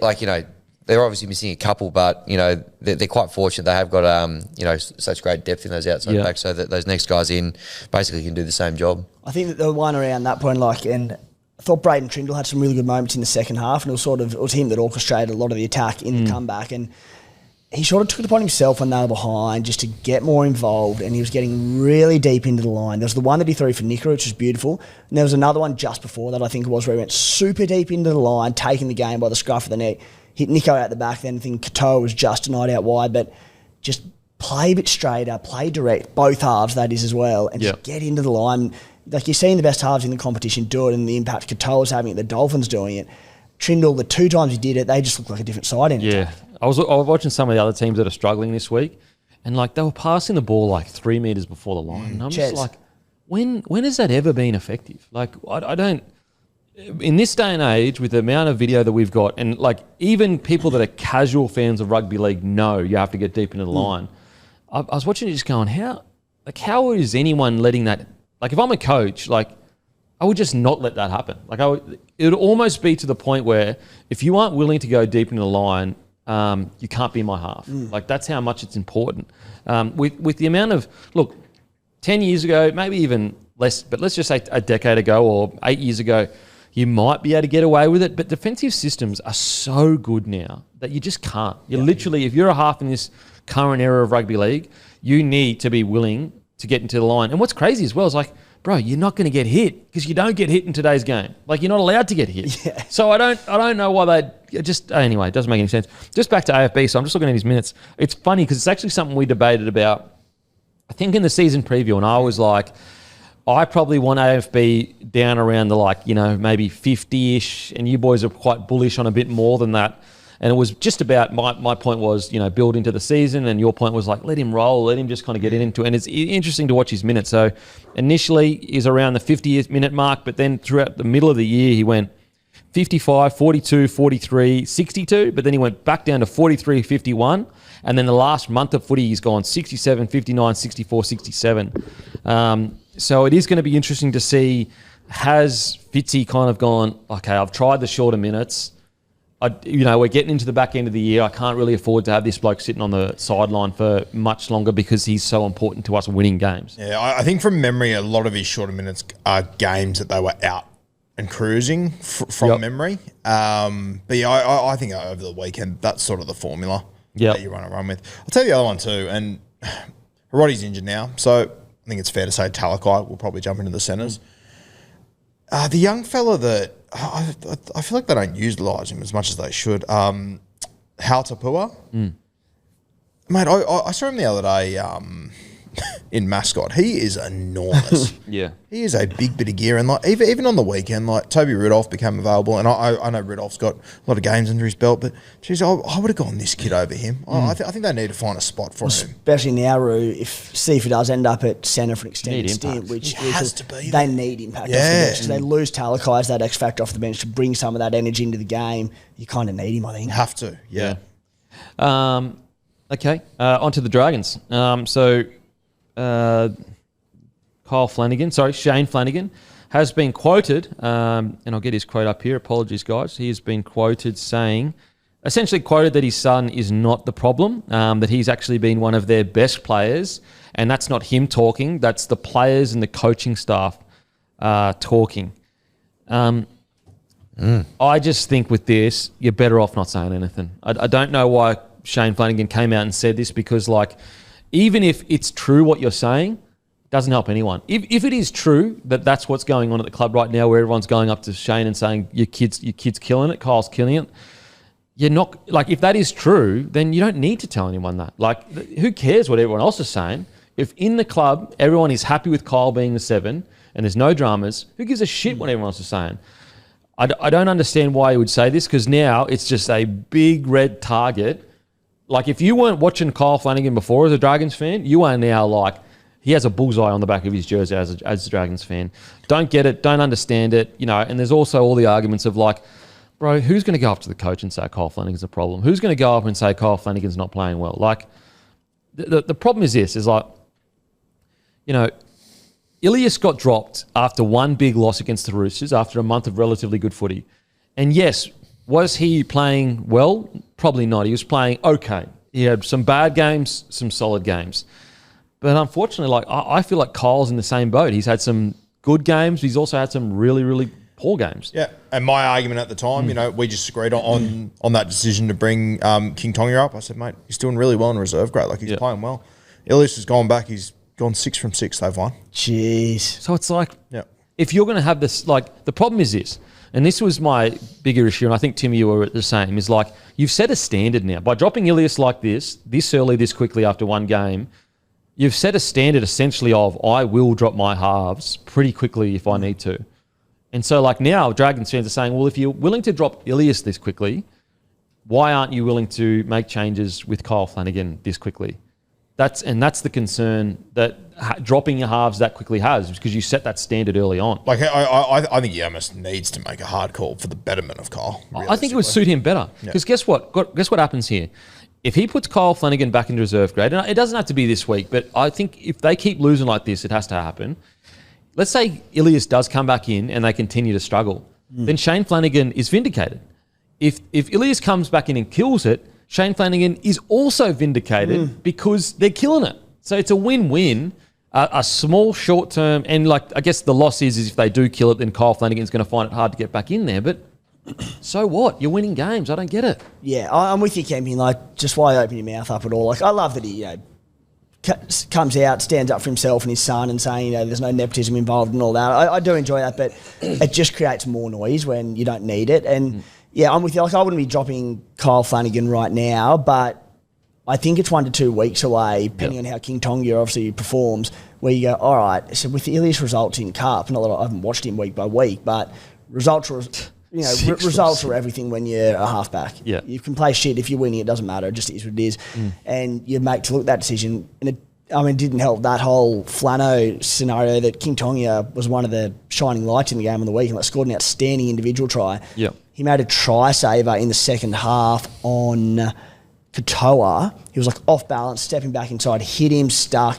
At the time, it was like a potential match-winning try. It didn't eventuate that way, but it was brilliant. Like, he had some really good moments, King Tonga, in a side that is now struggling. So, fascinating to see how it plays out, but if they don't start turning this form around, then he's not going to have a choice. Yeah, right? that's what I mean. I just, this hard stance of he's been one of our best, it's like, well, if your 7's been one of your best, but you're still losing, there's still a problem there. There's still a problem there. So I wouldn't be, this week or anything, but if this continues, I think, unfortunately, his hand's going to be forced and Ilias has to come back in. I just think it's impossible not to. Yeah, the guy that's partnering Ilias too, Glover, I haven't seen much of him, but I know Dragons fans are raving about him at the moment. Like, 13 games, 3 tries, 15 try assists, 15 line break assists this season in Cup. Jesus, far out.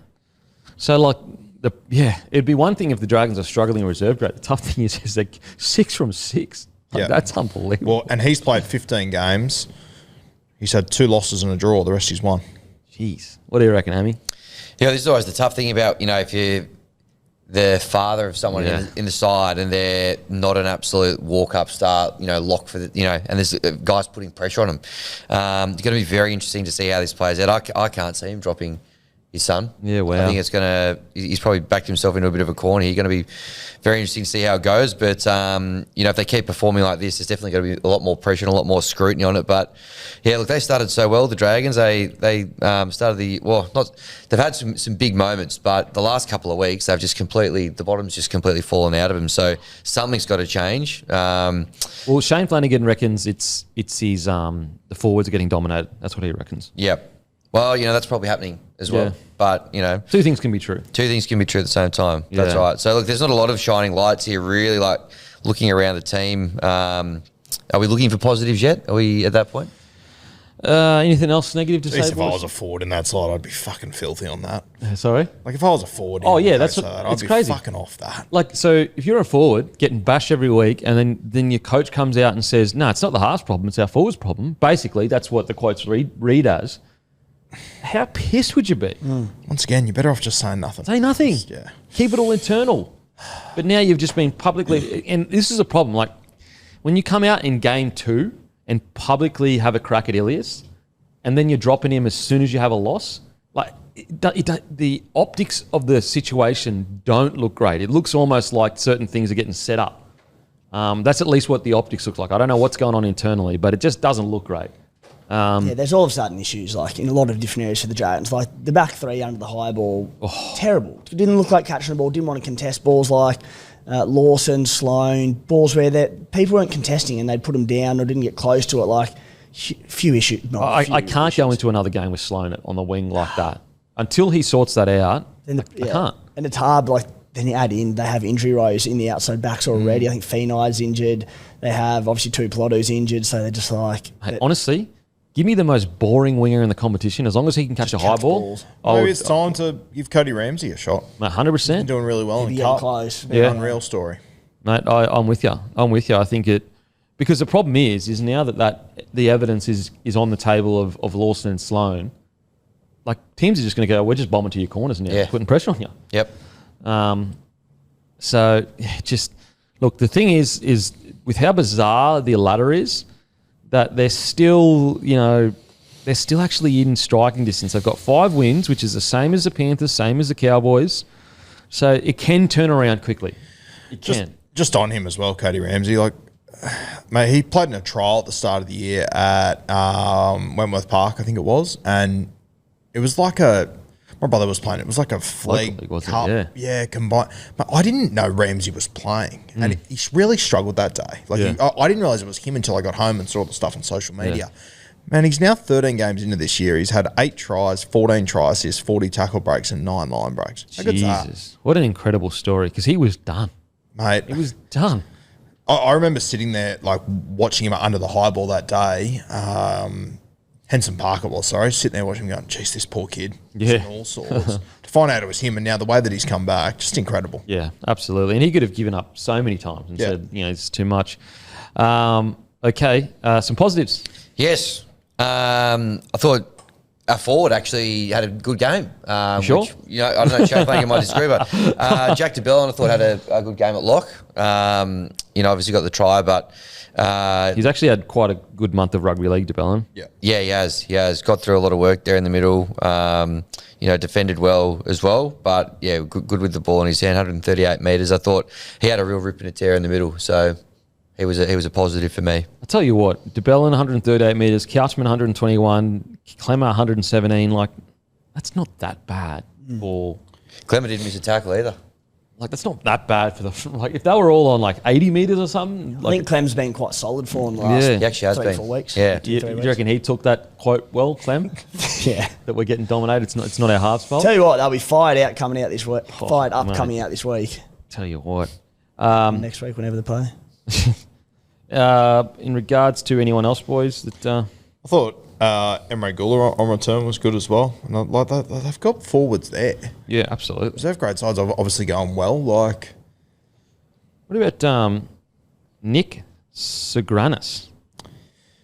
yeah, Say that. so Nick Good at Salgranis. centre. yeah, he's been a Dragons junior. He's come all the way through, which is really good to see. I think the Dragons even had on their socials the other day some images of him with Sowie when he was 10 years old and at the fan days and all that sort of stuff. So, I was a bit nervous for him during the week thinking, geez, Jesse Ramian on debut is going to be a big task. They switched him and Sully, which I thought was a good call. He's handy. I think he's played a bit of back row over the years as well. He's one of those sort of Kurt Capewell type guys, I think. Concerning though, just on his profile, he was actually born on the 16th of June 2025, which is concerning. They let a 0-year-old play. Very concerning. That's the same age as nearly my son. Has he earned it? I just can't believe there's a bloke out there the same age as my son playing this well. I couldn't see my son If even this is him standing at at the zero, moment. think how good he's going to be though when he gets He's 18. That's 20. fair. I can't believe you didn't pick up on him. It could be anything. He's a big CBA. Huge CBA. He's actually down here as a second row, so that's going to be interesting to see what they do long term there with him there. He is on his profile. Yeah, he's down there as a second rower. But I mean, he ran for 161 metres himself, 63 post contact, couple of tackle breaks, 20 tackles, only 2 misses in the centres. That's pretty good. That's some nice moments. Yeah. So look, as I said, the positive is with all that disaster chat we were talking about, it is a quick turnaround. They banked up enough wins in that good patch they could literally turn around this week, come out, win a couple of games. All of a sudden they're back in the 8 and this huge drama is behind them. And so that's why people that are calling for Kyle Flanagan to be dropped now, I disagree with that. Like, I think I'll probably give him another 2 weeks to turn the season around, because I actually do think there was a period there where Flanagan was playing well. I just think that it's probably been 3 or 4 weeks since that moment. Do we all agree kind of with that assessment? I'm with you. I'd 100% keep him. I wouldn't be dropping him now. They've got the bye this week into Parramatta, round 17, round 18. There'll be tough one. They'll have Val out to Origin against the Raiders.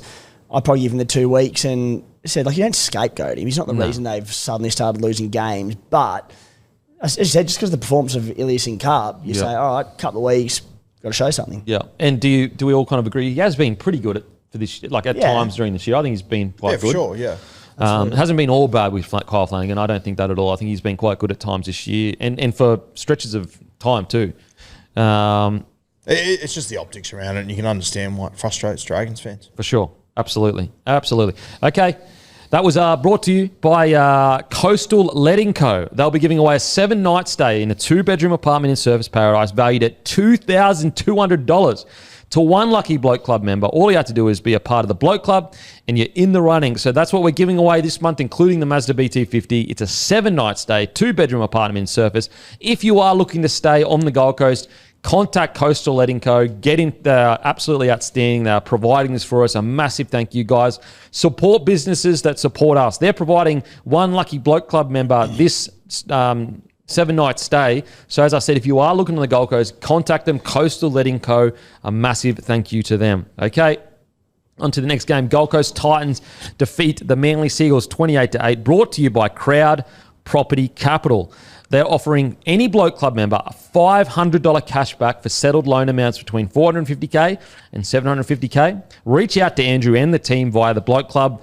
So if you're in the business for a big loan, most likely a house loan, give Crowd Property Capital a call. Just like Coastal Letting Co., support businesses that support the platform, guys. We really do appreciate it. Okay, Gold Coast Titans defeat Manly. Look, unfortunately, the story out of this is Manly, whatever is happening there. But I will say, all of the caveats aside, it's only one game and, it's been a disastrous year, all that kind of stuff. All those caveats out of the way.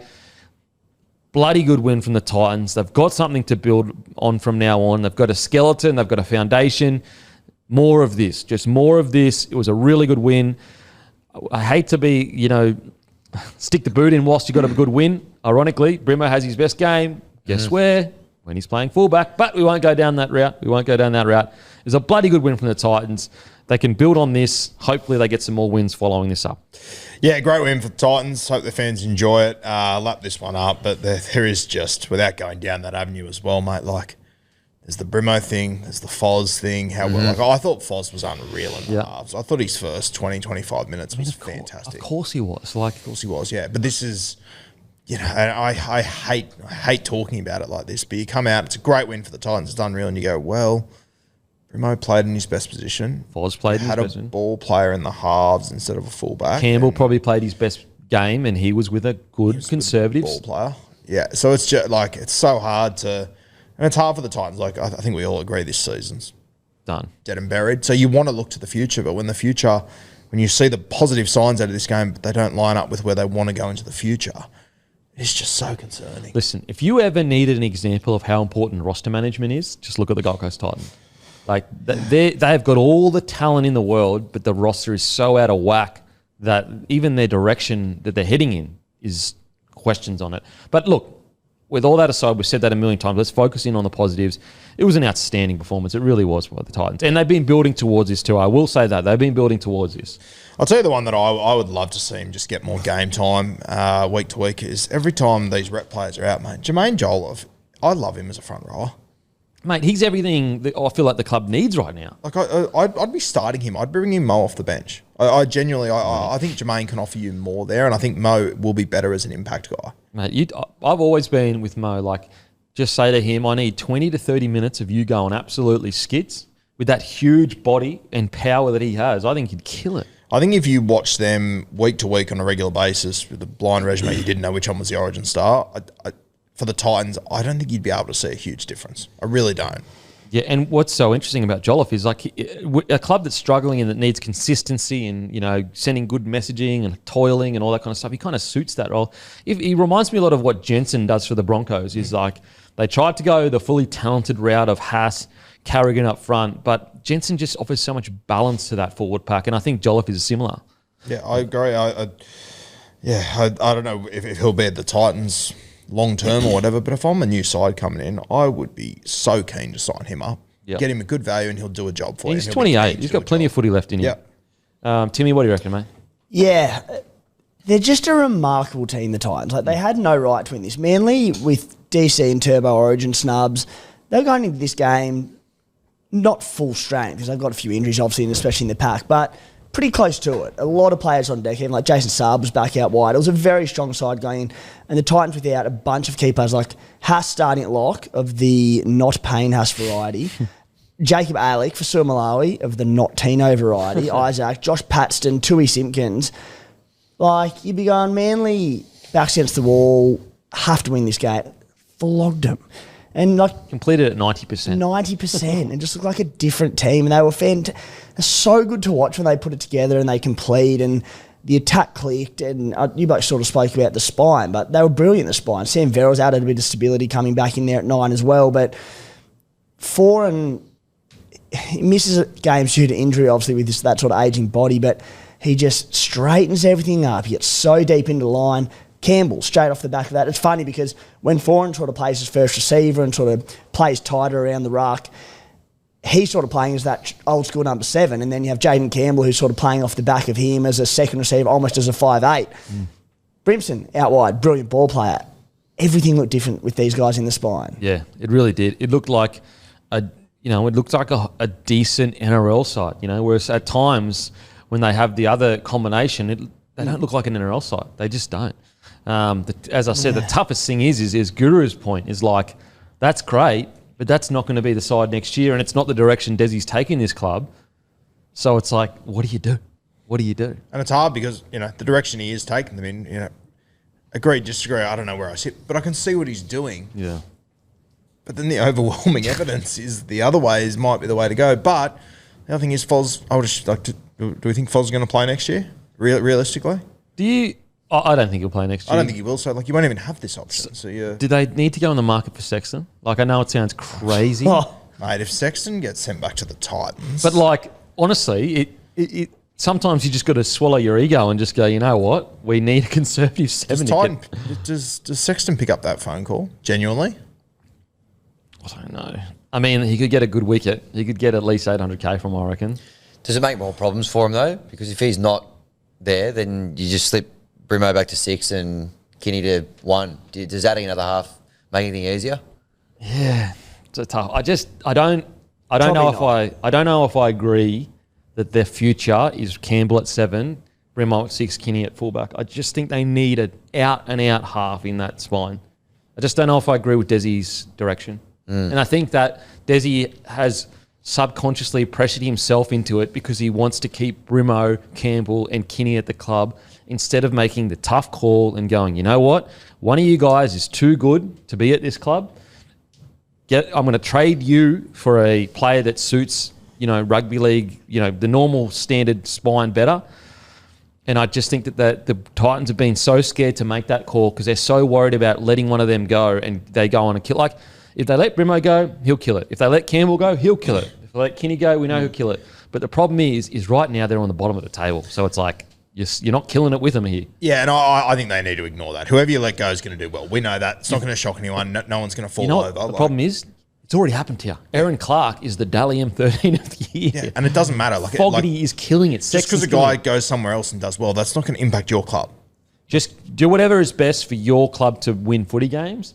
And I just think that Desi is fallen prey to doing everything he can to keep 3 really, really talented players. And I mean, you could argue with Carter Gorder being injured, it could have been more difficult. Yeah. Probably will be next year because, from what I've heard from people up there, they reckon he's could be the real deal up there as a ball player. Yep.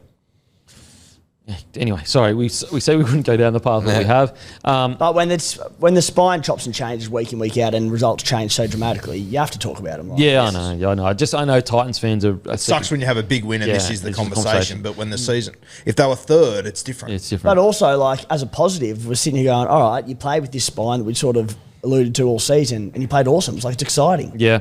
What is exciting is Khan Pereira. 2 tries. So he reaches 50 tries...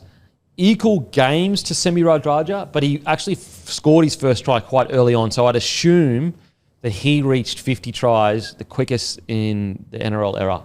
So 51 games, he scored 50 tries. That's amazing when you think about it.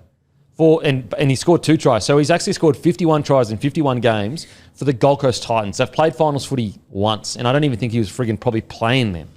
Yeah. So in a team that's in the bottom 8, every year that he's been playing essentially, and he's broken the record.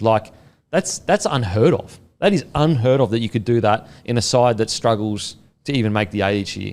It's just amazing what he's done. Yeah, and he essentially, I don't have the numbers in front of me, but he essentially did the same thing for the 2 years before he got into first grade in Q Cup. Just what I love so much about that, and maybe it's my own bias of being a smaller winger or whatever, but just evidence that, there is your Brian To'os of the world that are going to give you a bazillion meters per game, but there is still space in the game for an out-and-out finishing winger. He is there.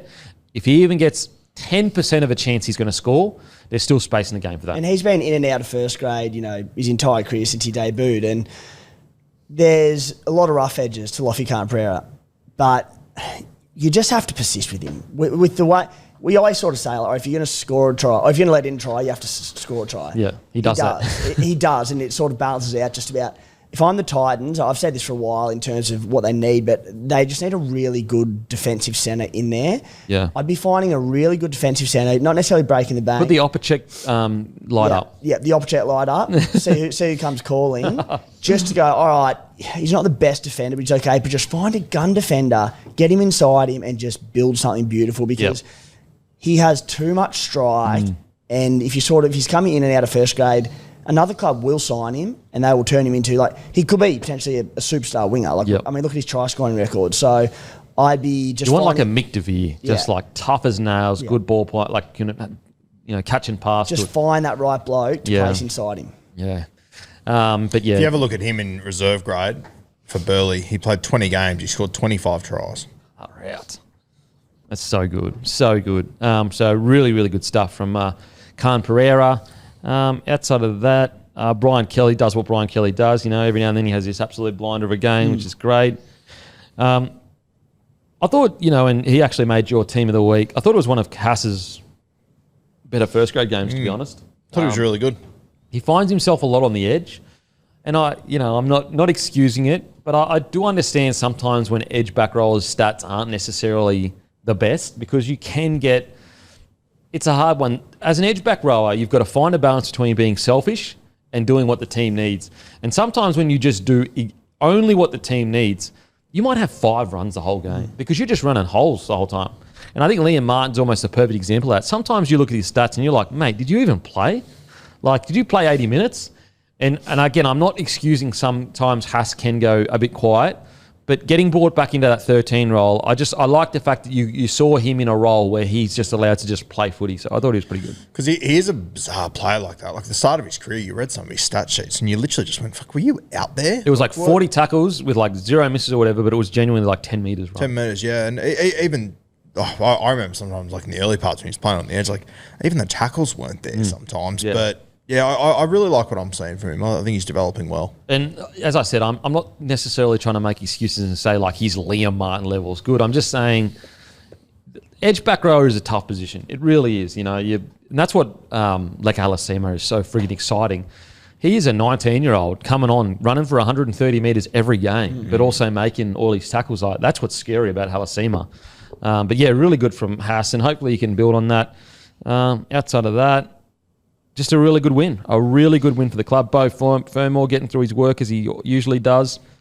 I know we've already spoken about this, but geez, he was hard done by the big fella. Like, so hard done by. He barely got any time. He got on there. He didn't let anyone down.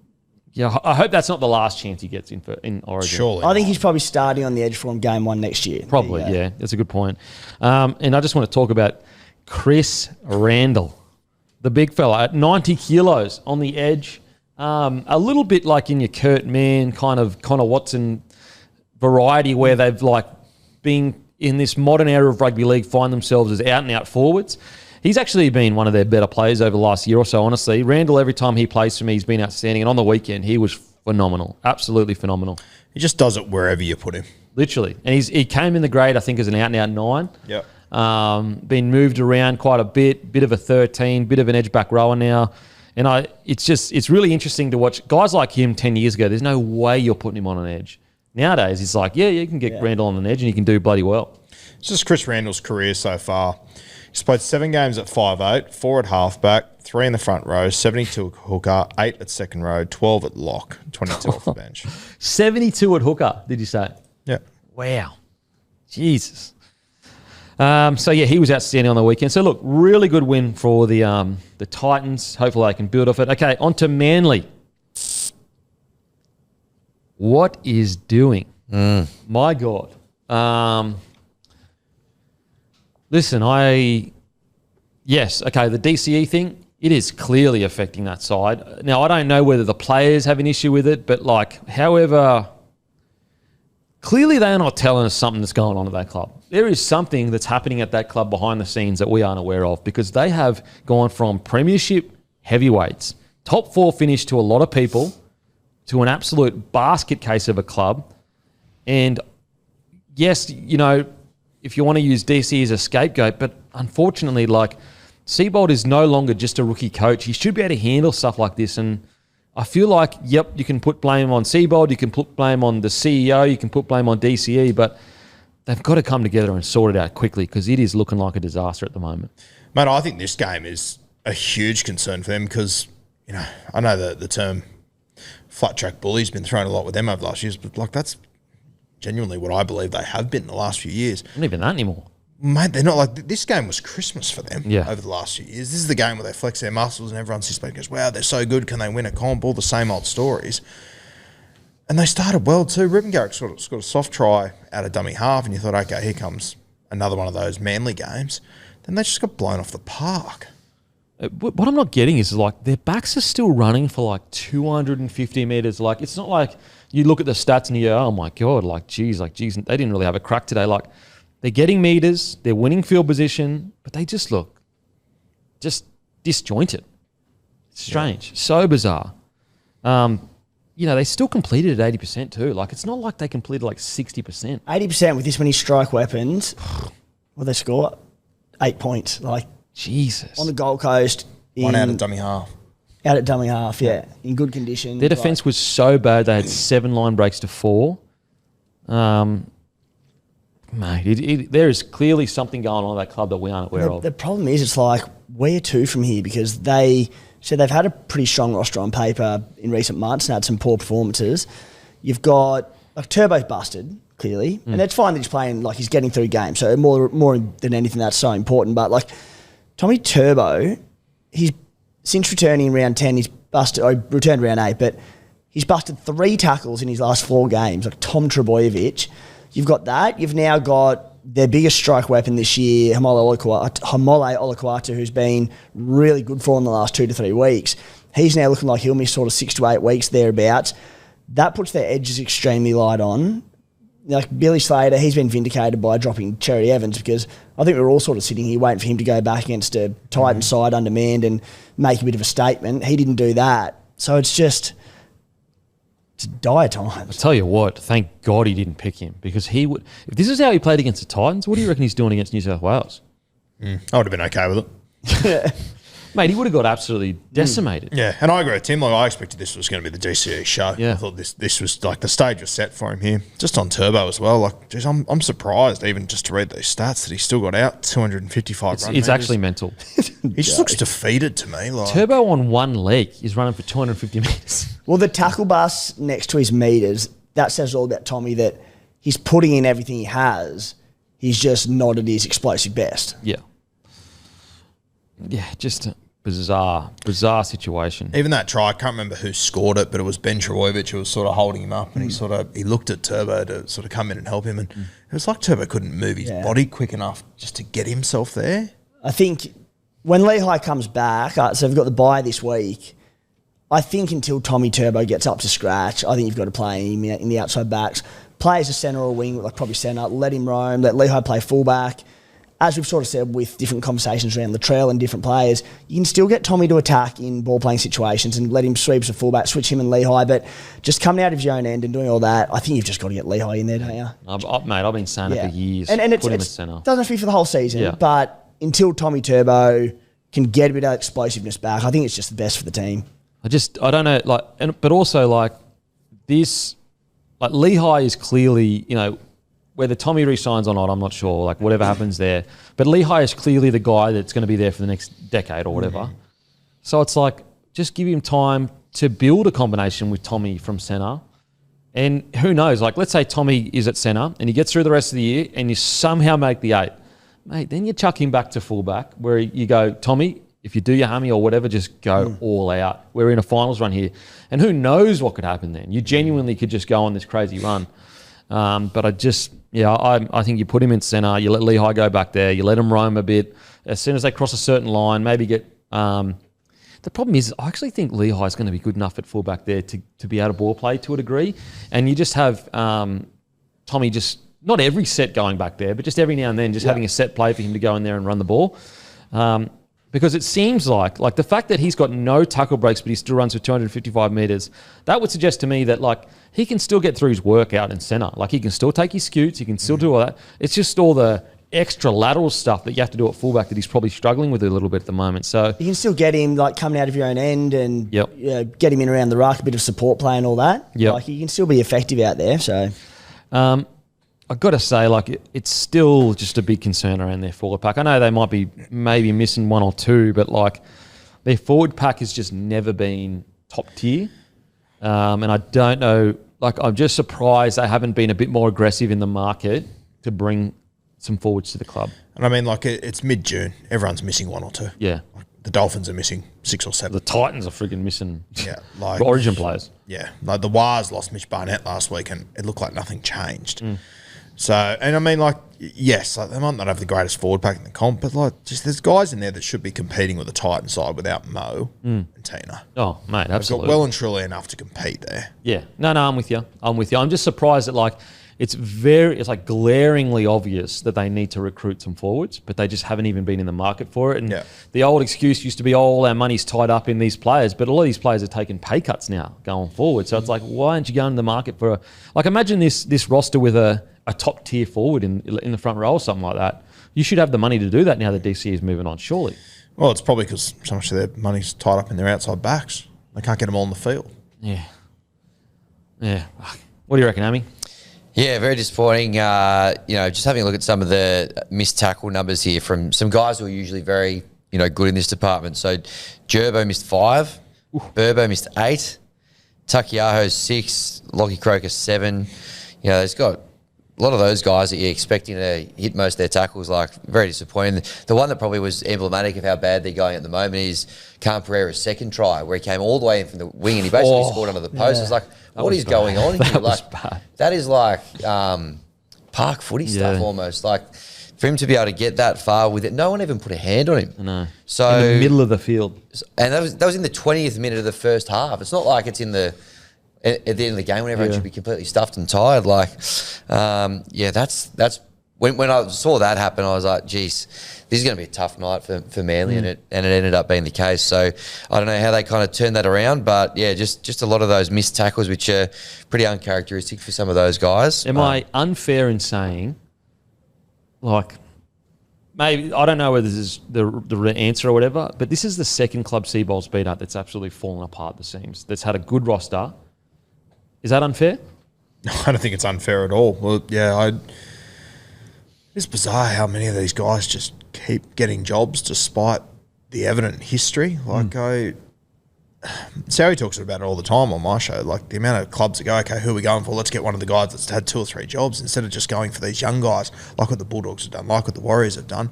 It's just a merry-go-round of guys that it doesn't work with. Yeah. Sorry, what were you going to say before I spoke about Seabold? I was just going to say on that play that you spoke about then, Hammy, when he came back, like even Ben Trbojevic on that play, like he did not move.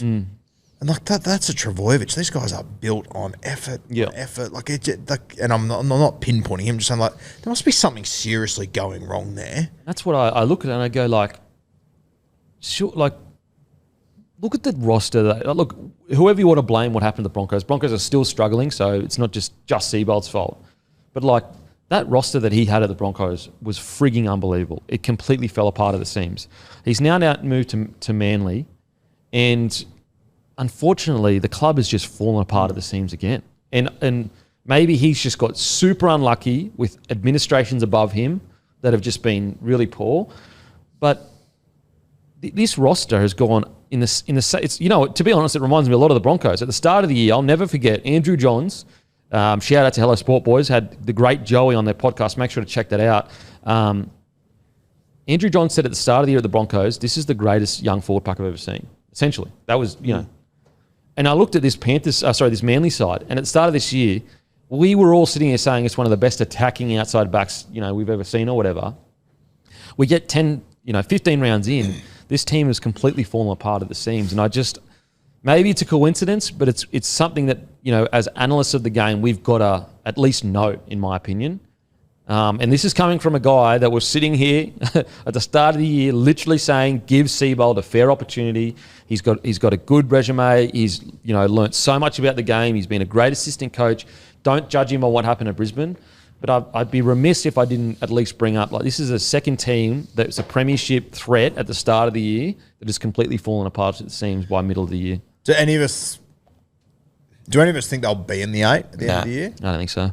Is anyone I'm kind of almost at the point where I'm just ruling him out. I think they absolutely can be.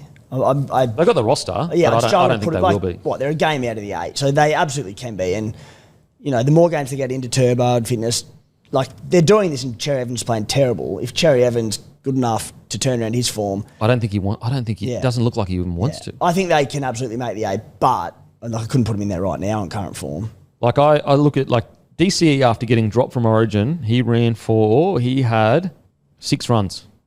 It's 6 runs for 29 metres. And DCE is a running half. I wanted to sort of make a bit of an excuse for him, say, just a bit light on middles with like injuries and that, but they lost Paseka early in the year. Josh Alawai, who's been in and out all season, they've played really good games even without him. Outside of that, like, they're not missing that many. Obviously, Olaquatu's gone now as well. Jazz had a head knock on the weekend, but like, we're round 15. Every team has injuries. Every team is decimated. Yeah. Like, the Titans were missing their Origin players and they're on the bottom of the table. So, look, hopefully they can turn it around. But my concern is that it's actually not on the field that's the issue.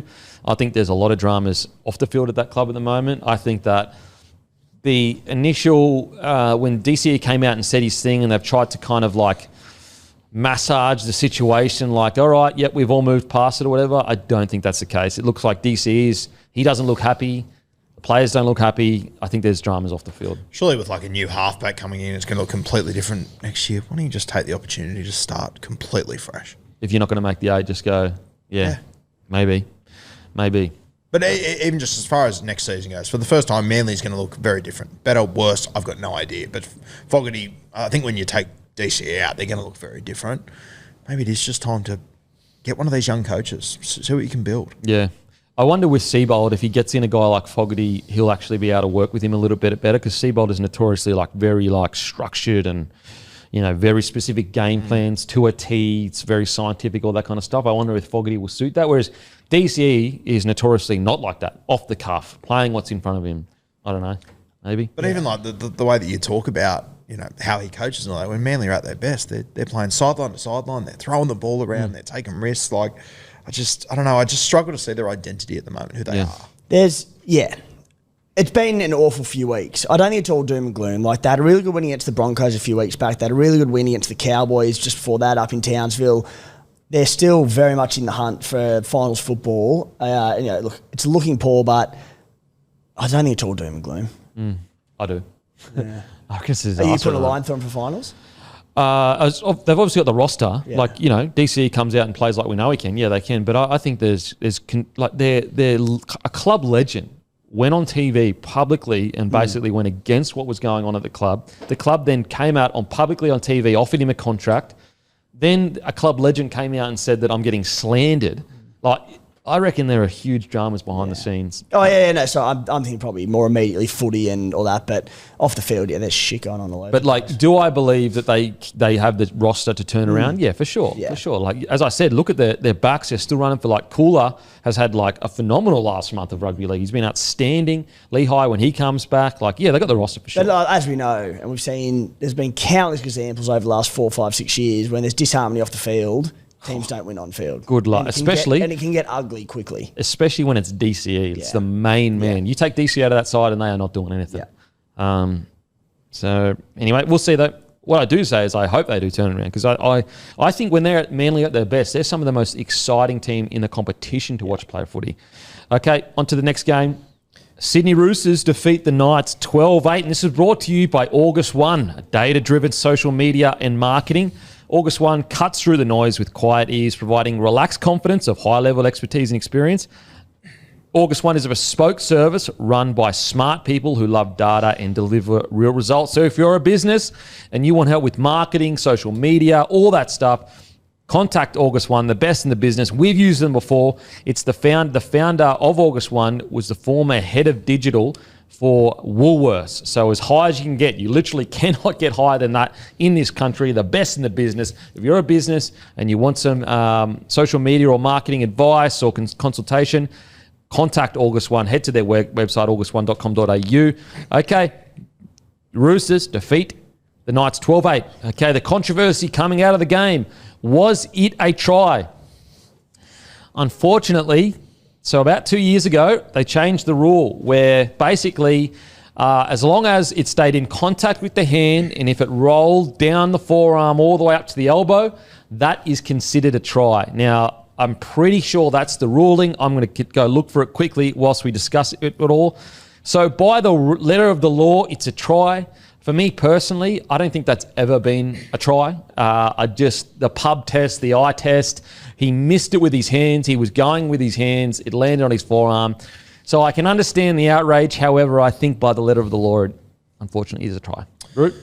Yeah, I hated it. I don't think it was a try. If it's got feathers and it quacks, it's probably a duck. That was definitely not a try. Okay. By the letter of the law, sure, but mate, it's not I think to anyone that, understands the game, it's not a try. It hasn't been a try forever, and it won't be a try into the future. I hate that call. I get the black and white side of it, but fuck, it's just not a try. Yeah. What do you reckon, Timmy? Yeah, technically, yes, it was a try. I feel sorry for the refs having to give it. I don't think it should be. It absolutely, in over 100 years of rugby league, should that ever be considered a try, or should it ever be considered a try again? Like, this has been coming for a long time since the rule was tweaked, and it was just made to look so far worse because he was trying to get it with his hand and it just rolled down and just had no separation down the arm. So that it was just like all things came together and it was a perfect recipe for disaster. It should not be a try, but technically I think it probably was. I think if they could just tweak the rule of like first point of contact. You know what I mean? So, because if it's first point of contact, hits the hand, rolls down, you go, okay, no try. Whereas if first point of contact and hits the forearm, then you just go, yeah, sweet, it's a try. Sweet. But technically it's a try. So I don't know what else to say. What do you reckon? Why are they constantly tweaking this rule? I feel like, for a long time there, we got to a point where it just said any downward pressure and it's a try.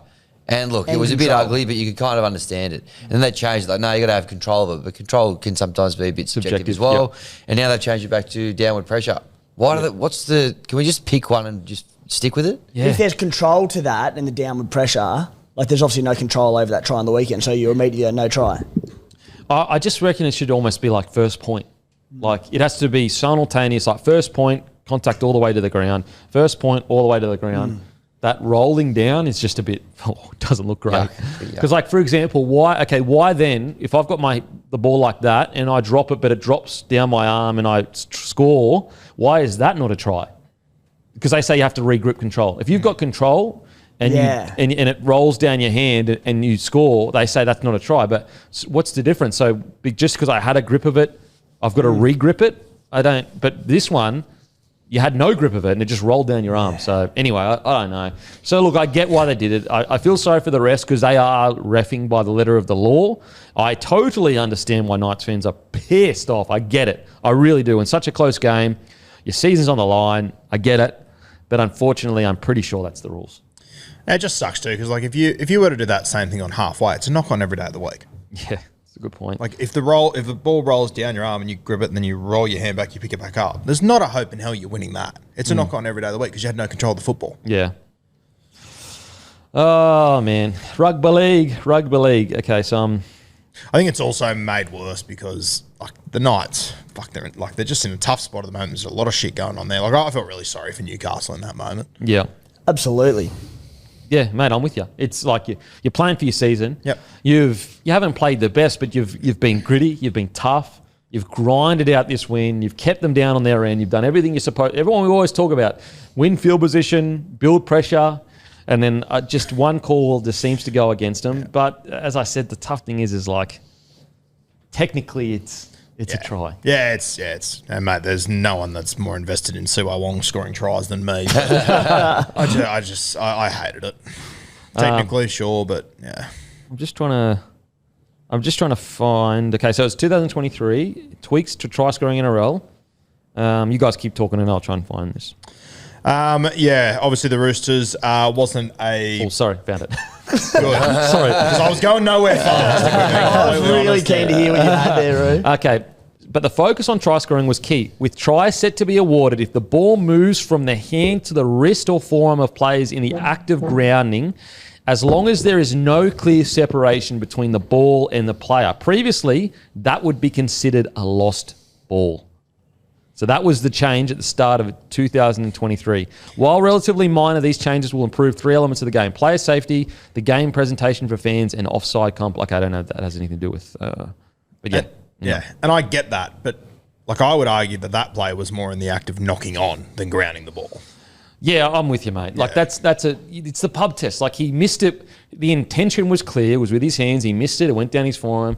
So I understand the frustration from Knights fans, but I'm just...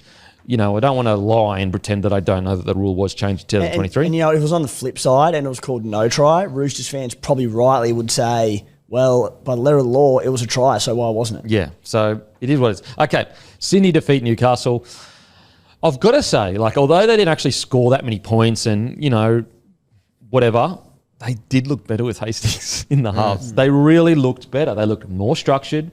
They got to the end of their kicks. Like, yes, do they still never compete for fucking bombs? Yes, they don't, which I find so bizarre. In a team that struggles to score points, the one opportunity that you've got to like just compete for the bomb and maybe get some points there, you don't. I get why they do it. They're trying to build pressure, whatever. I got to admit, I thought they looked substantially better with Hastings in the halves. Yep. Like, I just do. What do you reckon, Hammy? Agree. What I noticed about this time with Hastings, though, like he actually did really play. He kind of let Cogger kind of do a lot of the kicking, the organisation. He kind of ran the footy a lot more this time, Jackson Hastings, this time that he came back into the side, which I didn't mind, particularly because I had a little anytime try score a bit on him. Unfortunately, he didn't get over. But I thought he was great, to be honest with you. I thought he defended really well as well. I don't think he missed a tackle. Maybe 26 tackles, only one miss, which was outstanding. I thought that was good. They definitely looked a little bit more balanced with him in the team. They just looked more sure of themselves getting around the park. They looked a bit of a method to the madness. Yeah. Well, and another guy kind of helping Cogger kind of communicate and move stuff around. But I thought he looked good. So that's going to be an interesting, how's that going to play out in the next couple of weeks when everyone's back on track? Are they going to keep giving him a run? But I do think even though they lost, they did look a little bit more organised with him out there. Boys, do we take more positives out of this for Newcastle than Roosters? Because I think Roosters, they got the win, but that was poor. We definitely take more positives out of this for Newcastle, in my opinion. Yeah. Roosters, if you want to be a top 8 side or even, go on the run that, looked like you were going to go on, mate, scoring only 12 points and it was a lucky second try. Yeah, Roosters missing half their side. It's still a good side out there, don't get me wrong. But, this game, was won by, with key players out for both sides. An Origin player in Kalen Ponga, the Roosters with a bunch out to Origin. It was won single-handedly by a bloke who probably could be playing Origin in James Tedesco. Like, neither side really looks like busting each other open too often. And Teddy had that offload that was brilliant for Keddy in his try, and then he had to kick him behind the line for Wong as well. So, yeah, the Roosters aren't going to take much out. Sand and Smith was playing. Hugo was playing. It's not about who's playing. It's like when you take, what was it? Did they have like 5 Origin players out or 6 Origin players out or something? This Roosters side has played way better with less roster than they played on It wasn't impressive, but yeah. I thought they played poorly. I thought it was a side that has Whiten in, who was their starting 8. Egan, Wong, I thought Egan had a really poor night, unfortunately. Wong, Radley, Sand and Hugo on the thing with a backline of Tedesco, Tupou, Billy Smith, Mark Nwangani, Tuwase and Young. Like, I feel like this team is substantially better, has played substantially better with far less. I think Robbo, he seemed quite positive with it, but I feel like I was disappointed with the Roosters. I think that leading into this back end of the season, I'm not expecting them to play as well as what they would with a full-strength side. I just reckon that they played pretty poorly. But they were dominated for most of the game. Yeah. I tend to side with you, and I think Newcastle as well. Like, yeah, they're missing KP, but, like Bradman Best is out of this side. Like, mate, their starting front row was Matt Croker and Brodie Jones. They combined for 120 metres in this game. Yeah. Wasn't great. They lost by a controversial call. Yeah, it was like this. That's what I'm just looking at it, just going, look. And also it took like a master stroke offload from Teddy to, you know what I mean? Like, it wasn't. Well, the offload, but then also it took a prop to run 50 metres and leave the fullback for dead. Yeah, absolutely. So I'm just looking at this. Crossland at 13, Kai Pearce-Paul is getting moved on. Dylan Lucas obviously gun. Brodie Jones, Brayley Sharp's out too, remember? Yeah, Sharp's out as well. Their fullback was bloody Fletcher Hunt, who had a bit of a barrier, unfortunately. Not a barrier, but just didn't play as well as he probably could have. So, yeah, I just think with Roosters, like, the worry I'm having with Roosters is, like, they have these really high highs, but then they're not actually playing consistent for long enough over a longer period of time. Because, like, right now, I'm just looking at them. Oh, didn't even press that. Jesus, I hate this app so much. Literally didn't even press that. Okay. So right now the Roosters are sitting in 8th, which is solid. But when you look at, like, for example, Broncos, you'd have to say Roosters had a way better year than the Broncos above them. Panthers obviously coming in strong.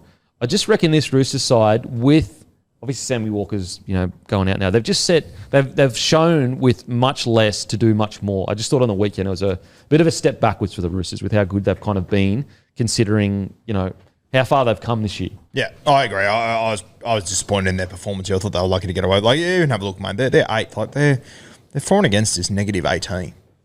Not very often you see that from a team in the 8. Like, Manly's is +22. That's wild. He's just +22. Jeez. Yeah, crazy. I was pretty disappointed by the Roosters. Like, granted, there's the other side of it. Play poorly, find a way to win. Sure. Yeah. But I don't know. I just expect more out of the Roosters, and I expect more out of the team they've got on paper there, especially against the Newcastle. Like, mate, the Newcastle coach was in a fucking verbal with the fans during the week. They've got players missing. Fletcher Sharp ruled out. Hastings, who they've refused to pick for weeks, coming into the side. Like, new combinations, new fullback there. It's just, like, there are 3 middle forwards that started, as I just said, like Matt Croker. Like, Phoenix Crossland was playing lock for them. I know. It's, it's not necessarily close to their starting side. And I think as well, it's because of the standard that the Roosters have set this year. I've been so impressed. I think one of the stories of the year is Roosters juniors. I think that is truly one of the stories of the year. The fact that, there's always this talk about they don't have juniors, they don't have developed players. When this year they've proven, mate, they've gone out and beaten some of, at the time, premiership heavyweights with a bunch of juniors. And so it's just a standard that they've set themselves. I know Robbo was relatively positive in the press conference, but I feel like he'd walk away from that game going, I don't know, just 12-8 and a lucky win. They were really a call away from losing that game. Yes. If that play was called a knock-on in the in-goals, which, by the rules, sure, whatever. But it's a 7-tackle set. Yeah. It's a huge turnaround. Huge turnaround. It's essentially 8-6 they lose. Would have, yeah, 8-6. But look, maybe I'm being too harsh. Maybe because I will say some real positives for him, and I do think it is one of the stories of the season. They're juniors. A guy like Fiketti, to be able to move onto the edge, I think Egan got taken off.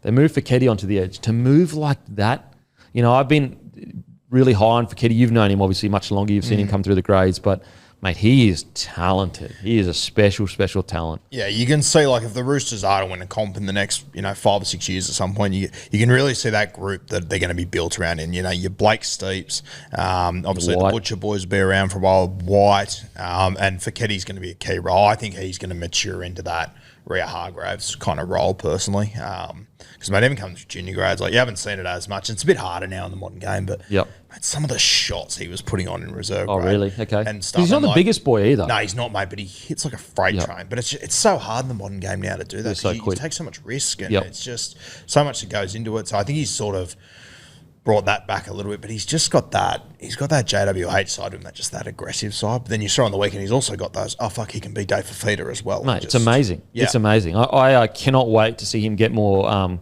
game time, and it's kind of almost getting to the point where he's probably in their best 17, in my opinion. Without a doubt, he's in their best 17. Yeah, I think him and Steep are in their best 17. Yeah, now. And so it's going to be interesting to see what they do with Egan, because he just didn't have the best night, and they have really stuck with Egan for quite a while now. Yep. I know he's had some injury problems, but for whatever reason, it just hasn't seemed to click for him, Egan, over a long period of time. I've been very high on Egan for a long time, and like coming through the grades, he looked like he was going to I was confident he was going to be a better player than Nat. Yep. He's just not playing out that way. I don't know what's going on with Nat Butcher, by the way. He's been out for a few weeks now. I think they've named him 3 times in the last 5 weeks or something. Is it a head knock thing, or is it a... I don't know. I'm starting to wonder if they're just that short on players. They have to name him every week to then pull him out. But he was named 2.5 weeks ago.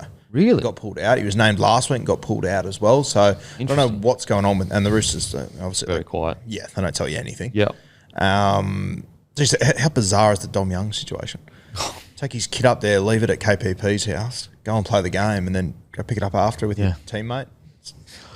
I got to say as well, like I see quite a lot of Roosters fans, cheering that he's gone or whatever, but I wouldn't be blaming his form on him. I'd be looking towards the Roosters and going, why haven't the people we recruited gone well?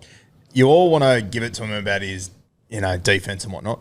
You knew this when you signed him. And he got heaps better at Newcastle throughout his time there. Towards the back end of his time at Newcastle, he's leading try scorer. He was defending much better. He got to the Roosters, and it all just went into reverse, in my opinion. And a few players have gone into reverse. Yep. So I think the bigger concern, rather than cheering the back of Dom Young, the question needs to be, why are these big signings coming to this club and struggling? Because on one hand, you've got junior development, which is A++ for me. Honestly, junior development of the Roosters right now is killing it. Recruitment, on the other hand, has not been great and needs to get sorted relatively soon at the Roosters, in my opinion. If you take out Mark, the recruitment's been a train wreck. Yep. I mean, you nearly lost Angus Crichton by trying to bring another... The only reason you got Angus Crichton still at the club is because the other guy said, I don't want to come. Yes. Yeah. So what do you reckon, Hammy, about the Roosters?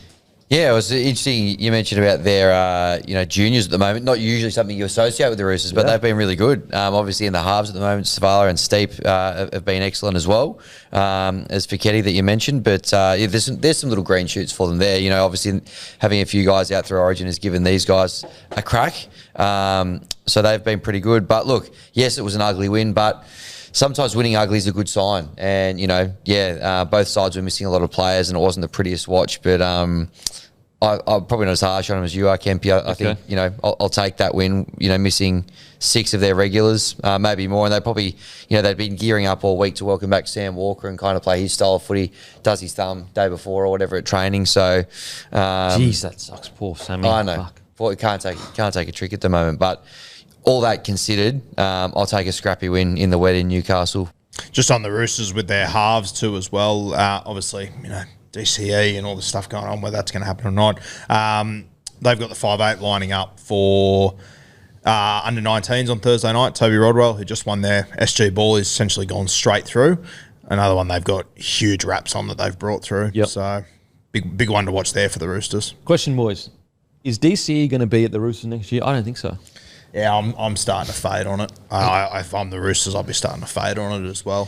Feels like it's not happening based on what you hear around the traps. And, if you DCE, wouldn't you love to have just signed that contract when it all was going down, rather than going, no, I'm going to wait, don't want it to distract things. It was distracting and disrupting things anyway. Yeah. The longer it goes on, even if a club was to sign him, the value, it feels like, would have dropped off considerably since when it was all going down at the start of the year. When he announced it, what would have you paid for him at his max? When he announced it, like, tomorrow I'll sign a contract with the club.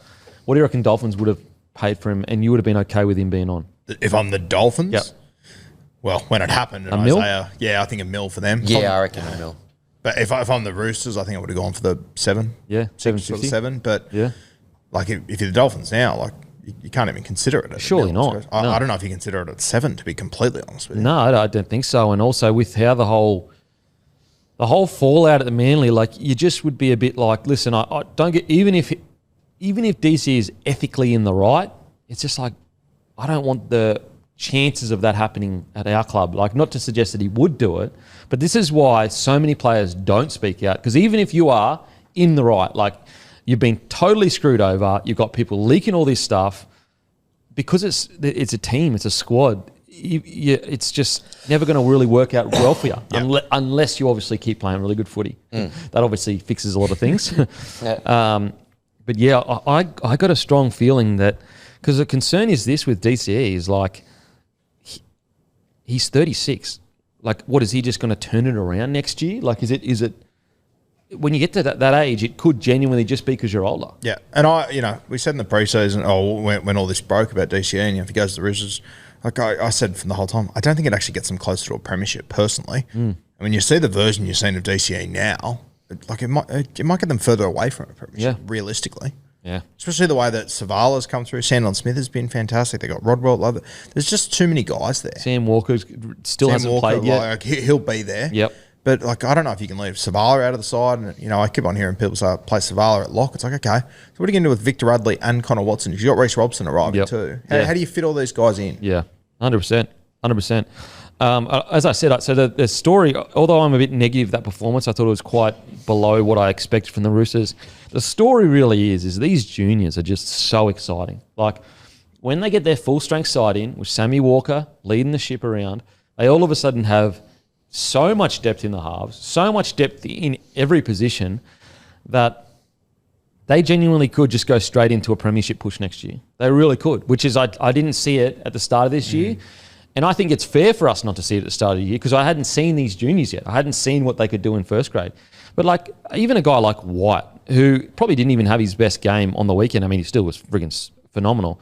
He is punching out like big meters every single week now. He's only going to get better and better and better. Like, he really, heading into this year, none of us really had him as the starting front rower. No. And so imagine what this year's going to do for him heading into next year as well. Well, yeah. I think most of us had him as a starting front rower. We didn't think he was capable of actually leading this pack, which is what he's doing. He's being the main guy in this forward pack. See, I would have started Collins Spencer Lenu over him this year.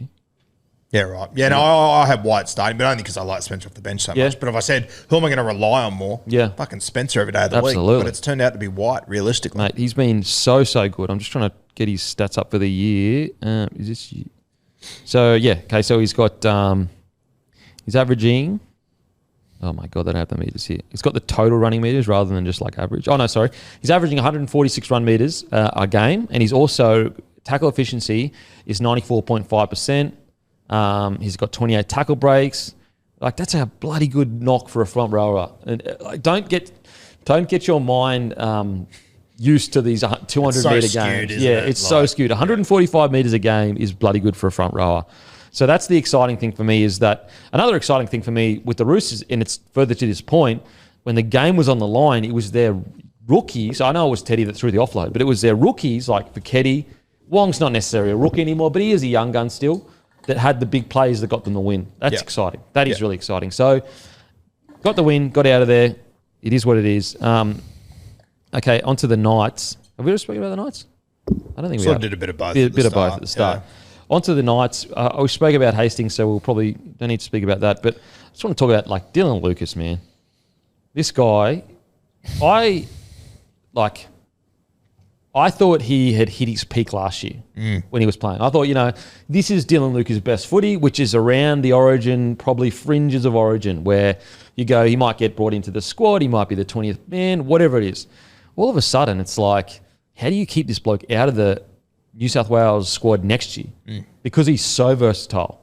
Like, all of a sudden, he'll be putting pressure on that bench, which is insane to think, but that's how good he's playing. Like, these are his stats in a losing side. 80 minutes, obviously, 19 runs, 233 metres, 77 post contact, 3 tackle breaks, only 1 line break for that. So he had 1 line break, but he still had 233 metres, 34 tackles, 0 misses, 0 errors. And it's not like that's an outlier game too. No. He does this all the fucking time in a team that's going like a busted. Like, he's flying. A team that barely can attack, Yes. he's killing it with attack. Yeah. We sat down and did our Origin teams a few weeks ago. I had him as my 18th man. And honestly, if it wasn't for Hudson Young's incredible form, like if Hudson Young scores form. 5 less tries here, I would have picked Lucas. Genuinely. I reckon he's his just utility. made for Origin. He's the perfect jersey 7A. Yep. Like, you talk about Matt Burton, how versatile and how good he You is. don't need that and he is. anymore. You don't need it because you've got him. If you've got Connor Watson and him in the side, you've got everything covered. Yep. You can literally bring whatever 18th man you want as a very specific player. Whether you can go, because that's when you could put Luai at 18, because you could go, we've got Connor, we've got Dylan Lucas. If a half goes down to foul play, we just bring one straight in. So that's what's like right now, as an edge back rower, he's averaging 148 metres with a tackle efficiency of 93.2%. As an edge back rower, he's got 7 line breaks, 2 line break assists, and 5 tries in 10 appearances. And he might not, score as many tries like a Hudson Young, but mate, the amount of times Newcastle just throw him the ball with nothing on and he just makes something happen is wild. Imagine what he'd be doing behind the Raiders forward pack, because don't get me wrong, Huddy fucking does it off his own bat all the time, but at the same time, he's doing it in a side that's on top of the table, essentially. Yeah. The Knights are, not going great. So Dylan Lucas, that's a real positive for the Knights at the moment, for the Knights recruitment. The Knights, if you're looking for shining lights right now at the Knights with everything going, not the best, Dylan Lucas, he is that guy. He is that guy. Outside of that, boys, who else stood out for you? Greg Marjorie getting a mountain of work. I thought he was good on his return from a couple of weeks off. Raised the bat with 100 post-contact metres, 263 metres all up. Just maybe a couple of high balls, getting up and competing for a couple of those, helping out would be another nice addition to his game. But I thought, given that he'd had a couple of weeks out, I thought that was a pretty good return. Yep. I really like this Kyle McCarthy. Yeah, Scored good, the first try, big body, rangy. Bit Bostocky, Campbell Gramey. I wouldn't be surprised if he ends up in the back row later in his career, but I really like him. And, they're obviously stacked for centres, but, all the word around not re-signing Dane Gago, like I still would. Before they'd be eyeing him off and going, okay, that's probably the guy. I agree with you. I still would. But I can kind of make sense of the logic because you got him. Because I'd just go Dane Gago to the wing then. Yeah. You know what I mean? Well, I guess now they got Dom Young, they got Schiller. Yeah, fair. I'd sign fucking get Gago for 500 tomorrow, but I do think that this Kyle McCarthy's one to keep an eye on. I really like him. And off the bench, Jermaine McEwen as well. He's just starting to play some first grade now. He played 23 minutes in this one. He ran for 100 metres. I think he will replace KPP next year. Okay. And I think we'll be talking about him a lot. Yeah, actually, I think I got a message from a big Knights fan speaking about this fella as that's why they're kind of okay with KPP moving on. I love KPP. I can make sense of it. Okay. We'll just keep an eye on him. Then I'll just take credit for him. 185 centimetres, 106 kilos, and he's only 20 years old. Okay. Outside of that, look, I got to say, I know, their front row didn't set the world alight, but to even hang with the Roosters with a front row of Crossland, Jones, Croker, they did enough. Yep, 100% they did. Those three combined for 180 run metres. Just 3 of them. It's insane. Crazy. We gave Jacko some raps. I thought Jack Cogger had a really good game too. Yep. Some really classy things. They had some nice plays in there, Cogs. Yeah, I'm with you. So tough pill to swallow for the Knights. They did everything but win the game, literally. Everything they possibly could. But at least it shows they're not a complete basket case at the moment. They're fighting hard for each other. They're missing key players. They did fight hard. You can't knock their fight after the week that they had. When you look at some of these other clubs where it looks like just complete disaster, you got to give the Knights that. They play in Perth on Saturday. Surely KP, it's in Perth. He doesn't have to travel. Probably backs up, right? You have to assume so. What day is it? So Saturday. Yeah, So sure. he doesn't lose a day to travel. Yeah, Surely yeah. he'd play. To be honest, it might even be better Yeah. because he just stays there. If it was in Newcastle at the Dolphins, Yeah. maybe different comments. I think in Perth that changes it. So KP at fullback, Sharp at 6. I would be having I think they'll Hastings at go 7. They'll go Cogger, but I would be putting Hastings at 7. I really like him at 7, but we'll see. We'll see. How long Sharp out for? Don't know yet. Okay. Sure. Interesting. Okay, next game. Dolphins defeat the Cowboys 58-4, and this is brought to you by Good Day and Daylights. Use code DMP for 10% off at begoodhealth.com.au. The multivitamin we all use, guys, so make sure to use it. It is the best in the business. It's super easy to use, and it's got you covered, as well as Daylights. 8 out of 10 people are dehydrated. That's crazy. Didn't know that. Go to begoodhealth.com.au. And also, don't forget, Bloke jumpers. We've got about 20 left. So go to bloke.shop, grab your maroon or blue jumper. They are flying off the shelves, guys. We're sold out in a bunch of different sizes. So if you want one, make sure to grab one because we are never doing those designs again. Those specific jumpers, we're never doing them again. So make sure to grab them.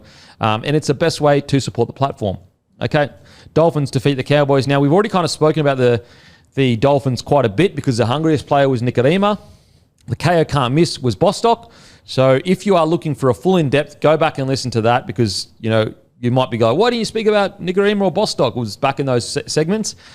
However, the Dolphins are looking absolutely red hot right now. And who would have thought heading into this season that they'd be the best Queensland side? And not by a little bit, by a lot. And what I like about the Dolphins is they're playing the most Queensland style of footy out of any team from Queensland right now. They're playing tough, gritty, next man up, underrated, underappreciated, not many people talking about them. They've got a real identity about them. They are truly, like, to think that, like, could the Dolphins be closer to a premiership than any other Queensland side? When you look at Katoa and you go, maybe, I don't know. Like, all of a sudden, that's a real possibility, which is incredible to think with everything they've done in such a short amount of time. It's been an amazing journey. What they just, even if, let's say they just missed the 8 this year or whatever, it'd still be a good year with all the injuries they've had, but I don't think that's going to be the case. I think they'll make the 8. What an incredible story. No Queenslanders in your spine on the weekend. All right, New South Welshman and Kiwis. Playing great footy. Let's just settle the best down. Queensland footy or something. First some of drill you all, said. Katoa is Tongan. He's Tongan. He plays for Tonga. He'll be in sky blue. Nicarima, we brought him up in the Brisbane Broncos, so let's settle down with that one. Who was at fullback? Avarillo, okay, you can have him. Thank you. Queensland threw him a bone, gave him an opportunity. Gave him Queensland opportunity. Yeah, Queensland club. There you go. Bulldogs didn't even appreciate him. There you go. There you Yeah, go. disrespectful. Didn't appreciate him. He's a starting halfback for 3 years. Exactly. Hung him out to dry. Yeah, the Dolphins, they're doing some good things at the moment. I don't, like, if the Dolphins played the Sharks this weekend, who would you tip? Mate, right now, the Dolphins. You have to go to the Dolphins. They're looking red hot. Yeah, for sure. I love what they're doing at the moment. I think that they are. I thought under Wayne they showed it as well, but I think even more so now they're showing that it's not a complicated game. No, it really isn't. It's a simple game made complicated. That if these guys, just whoever puts on a jersey for the Dolphins, they just come in and do their job. Like if you put Dan Saifidi, Max Platt, Tom Flegler back in this side, could you imagine? Mate, if you put their full strength, they'd be belting teams off the park. Yeah. They're belting him without their full strength. It's great. Like Gilbert, imagine the front row of Dan Saifidi, Flegler, and Gilbert. Yep. They would be belting teams. Yeah. It is just amazing. Would you? Oh, and Plath as well. You could put Gilbert on an edge. Plath at 13. Yep. Jeez, I tell you what. One man that Queensland, Broncos, and Dolphins miss is Flegler. Jeez Louise. I caught a clip from.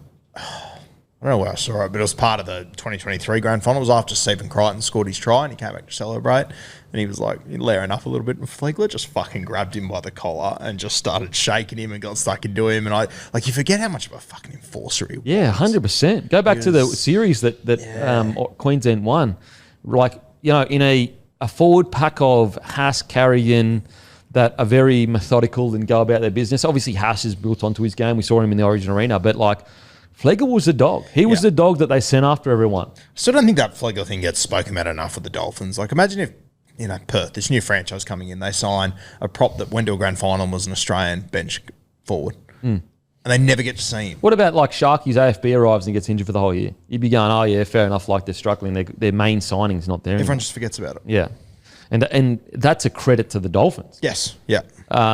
In regards to like even a guy like I'll show you how good the Dolphins system is right now. Francis Molo has been playing outstanding since he arrived, which shows you they've got a great setup there when it comes to coaching, when it comes to fitness, when it comes to system. And, we're guilty of it, so I'll put my hand up. I'm not sitting here saying I, knew or whatever, but I think that we should have probably put Wolf in the conversation for Dally M Coach of the Year. Like, I think that, granted, it's been this last month, it's been incredible, but, he should at least be in the conversation. If he continues playing like this, I think Wolf should be in the conversation for Dally M Coach of the Year. For sure. And we spoke about, the start of the season. Like they lost their first 4 and, we were sitting there every Monday going, move this guy here, move this guy here, blah, blah, blah. And he's Stayed like, strong. no, I know what I'm fucking doing. Yep. I know what I've got. I know what I'm doing. And I'm building something here. Like, even on the weekend, mate, like Trey Fuller was available. Yeah, when I And they realised. just went, no, I know what I've got here. Mate, he just, and what I love that he's instilled in them is this toughness. Like, they are a tough footy side. What do you reckon, mate, about the Dolphins? Yeah, they're just defending really well as attacking. That's probably something that stood out to me. So 5 3 tries, yeah. 5 of their players had 100% tackle efficiency over the weekend. Whoa. Which is elite. As a team, 93.5% effective tackles on the weekend. Like that's very good going. It's funny that you say that. So after their preseason games, I remember saying on the podcast, they've done so much work on their wrestle and contact. And then I remember speaking to someone at the club and they were like, that was like one of their main priorities in preseason was wrestle and contact. Yep. You can see it. Well, you sprinkle that in with some of the weapons they've got, in attack as well. Like that is a recipe for having a charge at a title. There's some really good habits being built in there. In terms of, some players that stand out. Obviously, we've spoken about Bostock and who else are we speaking about? Nicarima. Bostock and Nicarima. But Herbie Farnworth, I thought, we haven't even got to him yet. He's just getting, tough to think that he can get better, but he's getting better. Well, it's taking a generational talent in Critter Yeah. to keep him out of that definite number 1 spot. Yep. So, whereas, listen, if there are some people that have Herbie on the same level as Critter, I think that's a reasonable take. I personally have got Critter as number 1. But I don't think it's unreasonable. Put it this way, do we all have faith if Herbie was brought into Origin that he would kill it? Yes. 100%. You know what I'm saying? Yep. It's just because he doesn't get the opportunity to show his wares on the big stage. I think as well with Stephen Crichton, he's got 3 comps. Yeah. Optically, it makes a huge huge difference. Yeah. Yeah. But Herbie Farnworth, if you're looking at purely, because I think where Critter outweighs him is that leadership. He's a captain. Obviously, 3 comps helped. If you're looking just at individual performances week in, week out, Herbie's is always up there statistically. Yep. Always. Yep. And he's hot. Yeah, he's very hot. He was one of those guys who had 100% efficiency on the weekend. Tackle efficiency, 16, none missed. Obviously, 172 metres as well. Had a try. Thoughts on the try? I'll tell you what, there's a lot of people that message me going, I had fuck on him. I had Cody Nicarima's anytime try scorer. Yeah. Someone sent me a multi that was hectic and it needed Nicarima to score. It was like 750 or whatever. Yeah. Anyway, then Nicarima scored at the end. So 77th minute, got over. What a roller coaster for that person. I know. I did think at the time, I was like, geez, you'd be filthy if you had Nicarima any time here. But thankfully, if you backed him, you got it anyway. But what did you make of that kind of handing off a... I don't mind. Didn't mind it? Yeah, look, because apparently he scored 9 tries in a row. That's right. So, helping a mate out. If you have a look at those tries too, it's something that Tim doesn't own him in Supercoach. So he has a huge sook over it. He's essentially scoring a try in the last 20 minutes for the last 9 weeks in a row. No way. It's crazy. Yeah. I can understand what it hurt. You don't not a fan? No, I was just throwing it out there. Okay. I mean, I do think if you're playing for the opposition team, you're like, that's something that a coach could, then hold up down the track and go, this is how disrespectful they were treating us. It's happened to the Tigers a few times. Remember, I think Gordon, Gordon Chan-Kum he got his first try on debut. They did the same thing to him, and it hurt you as a fan. It's a good lesson for why aren't we chasing harder? Yeah. Oh, mate, I've heard the same argument. Oh, the team's going to remember that. It's like, they'll probably remember the other 54 points as well. Surely you got a bigger fish to fry, don't you? Yeah. Yep. Very true. Very true. But it is a really good opportunity for the coach to go, boys, what the hell is going on here? How come he could just walk over and then pass that ball to someone? At least have a couple people chasing. Yep. But yeah, Herbie Farnworth, he's been outstanding. As we already spoken about, but Francis Molo, I was actually a bit surprised with the signing. I was a bit like, Francis Molo from the Dragons. He starts a lot of the time for the Dragons when he's at full strength, but at the same time, like, is he like, the Dragons were pretty okay with letting him go. Mate, since he's arrived, he's been phenomenal. On the weekend, he had 18 runs for 180 metres, 70 post contact, and 25 tackles with a line break assist. I mean, it's going good. He's going outstanding. The other one that's had a cracking month is Lemuelu. Oh, mate, 100%. He's unstoppable at the moment. I think him and Oren Keeley are sharing minutes at the moment. Shout out to Oren Keeley too. Scored a try there. Wasn't that ball playing by Isaiah wild on that try? Right. Like, he makes that look easy. I can't stress to you how friggin' hard that shit is. Like, to dummy the way he did, get through the line, then know that, like, go, okay, yep, he's coming up there, and just go, essentially no look pass on the inside. Like, even before that, just to control his spacing and his tempo between him and Drinky, to give Drinky no choice. But like, he made it look easy. That's masterful. Like, you're right. Like, to make sure that Drinky can't go for the intercept, but he also can't be there for the tackle either. Like, he makes it look easy. These things are not easy. And he's super hard. And he also had to give Oren Keeley enough time to get himself in a position to receive that ball in that moment. Everything he does is in slow motion. It's insane. It is insane how good this kid is playing. And once again, I think Wolf deserves a lot of credit. He's got players in career best form that have already been in career best form before them. It's not like they're just, Katoa's already had some good games before. Herbie Farnworth's already played well before. Like, these players have played well before, but they're just going to a whole new level. I had a question posed to me last week, and my answer was yes. Does Katoa look better at 21 than what Nath did at 21? People aren't going to like this, but I personally think he does look individually better than Cleary at 21. Now, it's hard to say because you'll never see Cleary in that side. You saw at 21 years old, what I saw from Cleary was an incredibly good system player, like arguably the best we've ever seen, outside of maybe Cronk at that age. And I actually think Cleary was better than Cronk at 21. But it's hard to say because what would have Cleary needed to do if he was in a lesser side? Me personally, I think if I was just to take away the fact that, the premierships, and they count for something, and you just looked individually at what they're both doing at 21, I think there's an argument that Katoa individually looks better, but the only thing that matters is premierships, and Cleary has a premierships. But I think that it's more of a debate than people give credit for. Yeah, but at 21, he didn't have the premierships yet. No? I think he was in the grand final at 21, I think. What, in 2020? I think so, yeah. I think. I think that as a player, I think he looks slightly better. I think as a halfback, he looks much better than what Nath did at 21. Okay. I don't think it's unreasonable. I think a lot of people will push back on it, but I don't think it's an unreasonable debate. If I'm just going off, the problem is like how much of this is recency bias? Like when Cleary was doing what he was doing and we were sitting there going, holy shit, would have we said the same thing?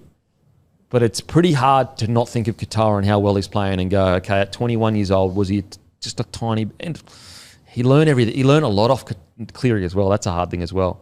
How old was Cleary when he made the grand final in 2020? 22. Okay, well, yeah, definitely then. Definitely, yeah. Keep in mind too, like Nath, like Isaiah's gone up there and been the halfback since he's arrived, right? Like he's got Cody Nicarima to him, who we've said all show. Great player. Like Nath was playing with Jamie Soward, James Maloney. Like I think he had guys to learn a lot more off than what Isaiah's had. Not to mention it's not a new franchise. Yeah, I got my times wrong. So yeah, I think Katoa is better at 21. But will Katoa be better at 25? That's the big question. That's the question. And and it's easy for people to sit there in the comments and go, well, he's not going to win 4 comps. Yeah, no shit, he's not going to win 4 comps. But I think just as an individual, as a ball player, I think his vision and understanding of the game is ahead of where Nath's was at that point. Because the year when Cleary was 21, they lost all those games and then they went on the run at the end of the season that led into that great season. Yes.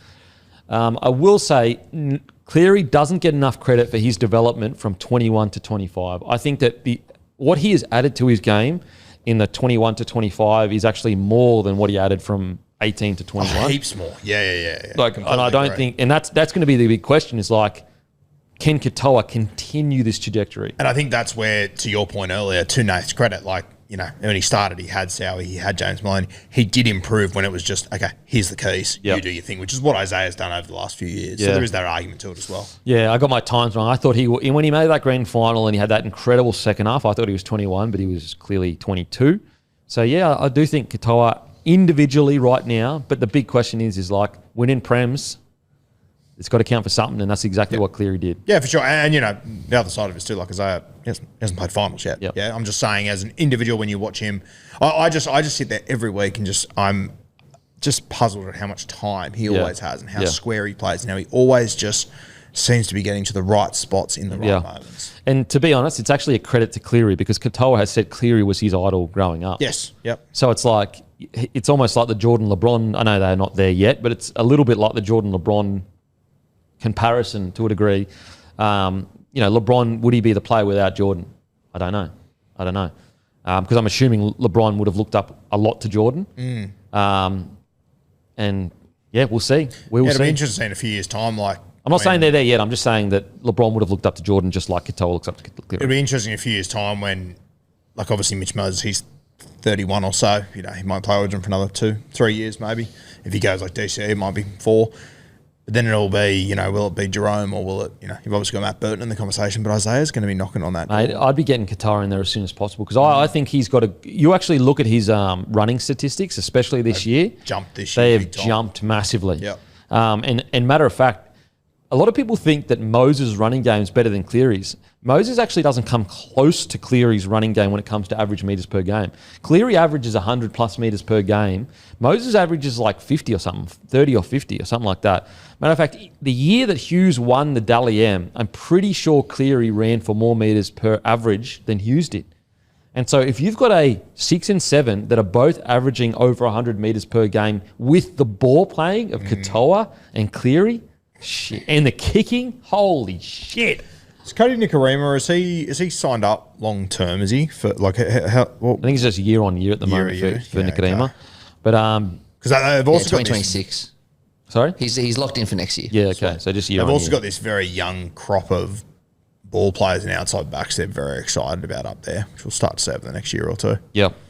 Yeah. We're in a good spot, Finn. They've Absolutely. done very well. Like for everything that has gone wrong for them, geez, they've just made a lot of things work. Well, this is the benefit of your reserve grade side, both of them affiliate clubs being in the grand final. Like your depth is you're bringing in randoms that a lot of people don't know, but they're at the top of the New South Wales or Queensland Cup.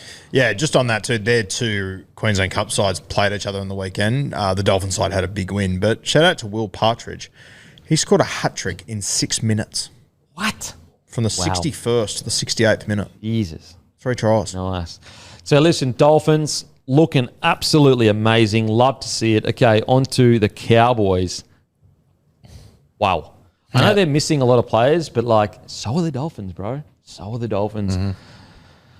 I don't know what to say about the Cowboys because like, you know, one week you write them off. The next week they go out and they put a cricket score on someone and you just go, okay, they're back. But the worry I get for the Cowboys is like this has become ingrained in their DNA these days. And it's like, can you truly build a genuine premiership threat of a side if this is just every year it's the same kind of back and forth, back and forth, back and forth? What do you reckon, Roo? Yeah, I'm very concerned with them. I feel like for the last month, I kept looking at the NRL ladder and they're in 6th or 7th. I go, what is going on here? How's this team keep hanging on? I think that they have had all their buys, I think, or something like that. So they've only got 5 wins, whereas there are teams below them that have 6 wins. Like the Rabbitohs have 6 wins. Like, for example, when you look at their wins, they're actually equal to the Knights. Like, if you have a look at their last month, like, they've won 1 game against the Tigers who, jeez... That was 12 man scare. times. It's tight. Yeah. Up there, like when you score, you know, they still conceded 28 points in that game. And then, like, I think you saw Todd Payton's just complete frustration in that game. I think it was the last try of the first half. Kurt Donahue just crashed over and it was like, fuck, what are we doing? Like it was 16-4 at that point. Like, the game wasn't gone. But when you concede that try before half time, it just deflated them. Yeah. Isn't Toddy Payton's, like, I never am fully convinced that, like, the playing group is fully on board with Toddy, but at the same time, like, every time I count him out, they bounce back and they go all right.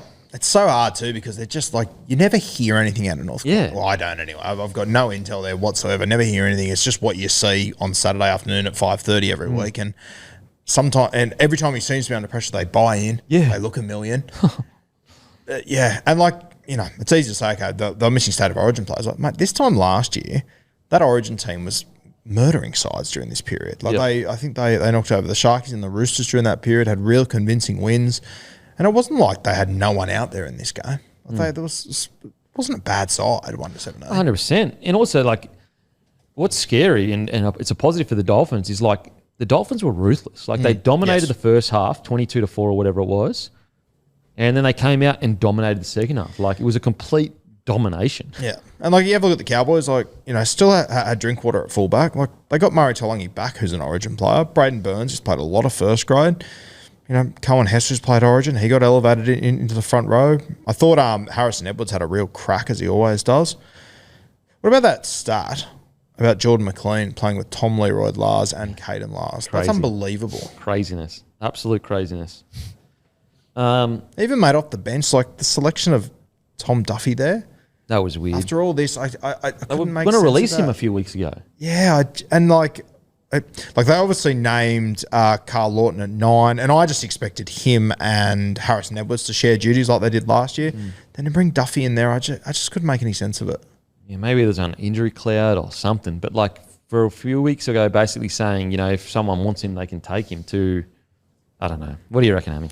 Yeah, all over the shop. The Cowboys, yes, they are missing a few. I think things went from bad to worse. Tamalolo got ruled out in the warm-up. Ruled out in the warm-up, yeah. So, I mean, that doesn't help their cause as well. But, look, I did see, I saw the Dolphins winning this and winning it well, probably not this well. You know, they've been humming the last couple of weeks. And the Cowboys, when I had a look at them a couple of weeks ago against the Tigers, I was like, you know what? Like, when it was 13-13, they were getting completely outplayed. You know, they probably overperformed, I thought, when they still lost against Melbourne last week. So I haven't really been convinced on the Cowboys for the last couple of weeks. I think, you know, I could see them really, really kind of slipping. You mentioned there that when you have a look at the amount of wins they've got, they're actually closer to the Knights. Like, I don't know. It just feels like, yeah, they got obviously Dearden and some great players there, but if they finish bottom 4, it wouldn't overly surprise me this season. Yeah. I don't know about you. Is it their forward pack? What is it? I don't mind their forward pack. Neither do I. I don't know. And the only thing that makes sense to me is, like, is this playing group buying in with Toddy Payton? Like, I don't understand. I'd love to get a sense. Cowboys fans, let us know, like, because they are so out of sight, out of mind, like, you're right, Roo, we only really see them on the weekend, and they have these moments where you're just like, wow, what a bloody good footy side. And then these other moments where you're just going, are they all bought in with what's going on at the moment? I'd love to know, Cowboys fans, what your thoughts are, because it's a tough side to get you. I remember only a month or 6 weeks ago or so, I literally was saying, whatever I pick for the Cowboys, do the opposite. The opposite, yeah. That's literally what's happening right now. And because you don't see or hear too much out of them, like, you can only go off what you see. And to me, I always think the Cowboys look like they're a comfortable side with going up and down. Like, I'm sure that can't be what it looks like internally. But and what's crazy is, like, that's not what the coach, like, Toddy Payton seems like a very hard-nosed coach. So as if he's coaching that. I do wonder with this game, and, you know, I think obviously the Origin players out was huge, but I think John Bateman's been enormous for them this year too. He didn't feature in this one. And, you know, John Bateman's not worth 54 points, obviously, but I think he's the one that brings that attitude to them. What's so weird as well is in his first year, their defence was incredible. And then ever since then, it's just been, like, not great. Remember, like, their first year, they showed up to the Dally M's night. They had to get a second Cowboys table because so many of them were up for nominations for positions. Crazy. Anyway, well, I guess we'll see. It's hard, honestly, it's hard to even mention anyone that played well because it was an absolute domination. A lot of areas from their outside backs hurts. They had 10 areas in the outside backs on the weekend. You know, they need to be a bit cleaner than that for sure. The thing with Drinky is, like, he's too old now to have these one-off Barry Crocker games. You know, he's one of the best attacking fullbacks, to be honest, of this generation. But he just has some games where it's just not working for him. And I think that, like, as the main man, as a leader, especially he was named captain here, you just can't really afford to have those kind of games anymore. And that's where are the Cowboys internally, like, is that being said to Drinky? Is that a standard? Keeps doing it, though. I know, but Like as Hammy just said, like, I'm just going through the stats now. That's the second week in a row they've had 10 errors from their outside backs. yeah, it's crazy. Like, once again, like, is the standard there that no, we don't do this shit or not? I wonder whether too many players are thinking, oh, well, if Drinky makes a few errors here or there, or I can make a few errors. But it's like, bro, the reason why Drinky makes those errors is because he has the best attacking footy in the comp. Anyway, hopefully they bounce back. Alrighty, on to the next game, the Bulldogs versus the Rabbitohs. The Bulldogs get the job done 24-18. Brought to you by Blue and Maroon Bloke jumpers and hats. Only small amount left. Make sure to get there. And also grab your grumpy coffee. And don't forget to join the Bloke Club. Go to www.bloke.club. Join today. We're drawing a Mazda BT50 in this month. We give away prizes every single month, including a 7-day trip to Surfers Paradise. And on top of that, a massive thanks to Kayo. I will be going to Vegas for the Timmy Zoo versus Vendura fight. I cannot wait. Massive, massive thank you to Kayo. Okay. This is a weird one because if you ever needed an example of how much the Dogs like ball in play, things to keep going, look no further than this game. They're absolutely toweling the Rabbitohs up. It's a dominant performance. They get called off because of the weather, and it's like a different team ran back out. Yeah. You know, it's hard to be too critical of the Dogs because they've been up for so long. The South Sydney Rabbitohs, they show fight, and I really always appreciate with the Rabbitohs, but I really do think this was a case of they walked off at, I think it was 18-0, and I think that it's very hard to walk back on a field when you're up 18-0 and be ready to rip and tear. Whereas, like, when you're down 18-0 and you've walked off and you get a chance to reset, much easier to start again. And I just wonder whether, like, would have it been a blowout if the game kept going? I probably think it would have been. I think it would have been too. Yeah. I thought one of the big talking points coming to this game was the fact that played Galvin predominantly on the left, Sexton on the right. Sexton had a gun game too. He did have a gun game. Yeah. But if you were thinking, okay, Galvin's going to be the 7 moving forward, I would have thought you would have played him on the right instead of on Burton's side. So I thought that was interesting. But Sexton came out and scored the good try. Like, I do wonder if there was part of Serraldo and Gus when he scored that try. That sort of went, fuck. I tell you what, the brilliance of Serraldo's video session. So you go back last week in the Burton try where off the scrum, he intercepts a ball. That's pure video. He doesn't just do that willy-nilly.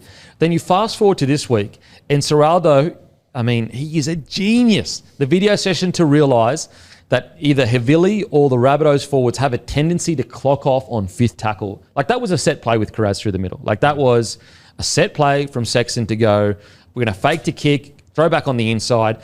That is how good of a coach Serraldo is that he has these set plays off watching so much video of his opposition, identifying weaknesses, and then it's one thing to identify it, and like usually coaches like they identify it and they set the play and the player, he breaks the line half, but he just gets tackled.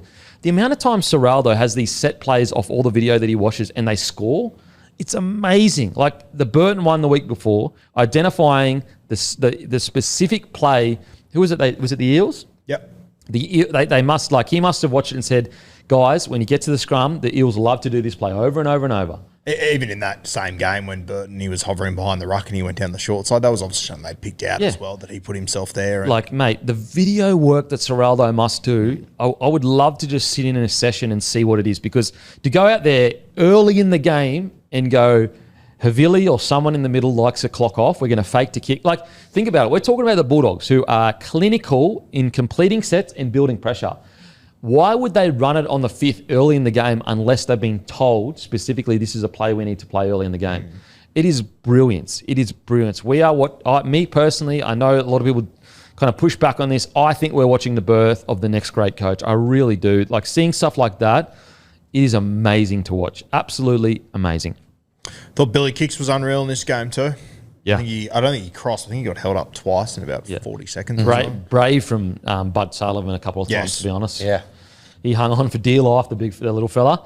What I like about this performance from Kicks is, like, we know Kicks can stand up in the big games. We know he likes, the headline games, the big pressure games. What I like about this is he's taking a real leadership step here and going, all right, during Origin, got a couple of players out. It's on me now to be a leader and step up and play a really good game. And I think that's the difference maybe between Penrith kicks and the kick hour we're looking at the moment. I think Penrith kick hour was, I'm out here, I get quick play the balls for my team. Play my role. I play my role. I think now at the Bulldogs, Serrato said to him, bro, we don't pay you the big bucks just to go out there and play the balls for us. We pay you the big bucks to be a leader. And that's what I like about Kiko at the moment. He's a leader. His kick chase is probably the best in the game from an edge back rower. And he's like, that's a part of his game you would never associate with a guy like him. You associate him with offloads, steps, try assist, line break assists. It's great to see him just progress as a player like this. What'd you make of Galvin's game? I thought he was good. Thought he was good, and that's all I want. I don't want Galvin taking a bazillion runs and all that kind of stuff. I just want him to slot straight into the Bulldogs system and work really well. And the fact that they scored 18 points as quickly as they did, again, it's scary how good they look with Galvin in the side and helping them attack and creating space for them on the outside. Yeah. 23 tackles, 0 missed. Mate, look, he is the epitome of... We always bag the next generation. They're too cocky. They're too full of themselves. They carry on too much. But this is the positive side of the next generation. They're not scared. They're not afraid. They're mentally so strong because they're so believe in themselves that they don't wilt from these moments. Whereas the older generation, they were humble, respectful, all the things that we do like. But sometimes when these big moments came, they weren't confident in themselves because they were always about, it's not me that's supposed to take these big moments. With Galvin, I know a lot of people don't like the way he handled with the Tiger situation. I'm one of them. I don't like the way he handled it. But you cannot deny, under immense pressure at the Bulldogs, he is so far stood up and delivered. You just can't deny it. It'll be interesting when we look back in a few years' time if you look back with hindsight and you go, him and Luai are just kind of the same kind of guy. No shock it didn't work. He's just the generation that believes in himself. And look, I no matter how good he goes, I'll never be okay with how it was handled. I'll never be okay with it. I don't care what generation you're from. I'll never say that was the right way to do it. And I'll also never be okay with a team that's on the bottom of the ladder can let their star player go to the top of the ladder. I fucking hate that shit. However, there is a reality of this situation and he's playing good footy. You can't deny it. You can't deny it. Hammy, probably going to hurt to say. What do you reckon, mate? Yeah. Well, I think I'm done talking about Lockie Galvin. He's killing it. But I want to give another player a rap. Sexton. Is that it? No, well, he was great too. Someone else who's potentially been implicated a little bit by Lockie arriving at the club and what are they going to do with him. I thought Connor Tracy was very good yesterday. Oh, yeah. Scored a great try, I thought. 268 metres as well, 5 tackle breaks. Look, I just think he really, this was one of his better games almost of the year, even in tough conditions, a little bit of weather around as well. I think he had an outstanding game yesterday. What I like about Tracy's season so far is the question is it hanged around Sexton and Tracy of, do you need to recruit guys in these positions to go to the next level? So far, Tracy, in my opinion, has played well enough for them to go on a premiership push this year. I think personally that if Galvin slots in the way they think he's going to slot in, if Burton goes to the level we know he can go to, then Tracy is good enough for them to go on a premiership push this year. I reckon he's played well enough too. I agree with you. I've been saying for the last year, I don't think they can win a comp with Tracy and Sexton. I think they have to upgrade one of them. And as harsh as it is on Sexton, I think they have upgraded one of them. Yeah. And Tracy, I think, has also upgraded his form. I think he's been outstanding, especially last month. Listen, if you got a try assist and you run for 250 metres, that's good enough for me. If you're doing that as a fullback, I'll take that any day of the week. Honestly, in this side, if he can just keep it at 200 run metres per game, 200 plus like he tends to do most weeks, then that's all you need. Yep. Maybe just give me a line break assist or two a game at the back there, and I'm happy. Because a try, 268 metres, 43 post contact, 5 tackle breaks, 2 offloads. That's good enough for me, man. That's good enough for me. I don't think, sometimes we get too caught up in these key positions. You've got to have a superstar in it. But you always got to ask yourself, how much are you paying that player and how much does that free you up to get other players in key positions? There are a lot of clubs with guns in key positions paying them $1 million that we all think are guns, that because they've paid these certain players too much money, they can't recruit anyone else. So although they play individually really well, are they ever going to go on a premiership push? Probably not. Connor Tracy's averaging 205 run metres per game this year. What do you reckon Dylan Edwards is at? 150. Yeah, 194. So he's doing more 194. Yeah, still pretty high. Of Jeez, I course, but- fucking undersold him by a lot. Yeah, that was heaps. But I mean, to be getting more run meters and Dylan Edwards at fullback. Yeah. And like, it's not like he's got wingers that don't return the ball. Yeah. Kiraz and Montoya. True. Yeah, it's great stuff. It's good to see it. I'm happy. Like, what a journey, Connor Tracy. Like, the amount of injuries this poor bloke had. Yeah. Holy. He was a halfback when he was getting all those injuries too. Crazy. I mean, how much is the modern game just put a complete spanner in the works of like what position you actually are? Like, you come through as a fucking 9, you'll end up as a front rower.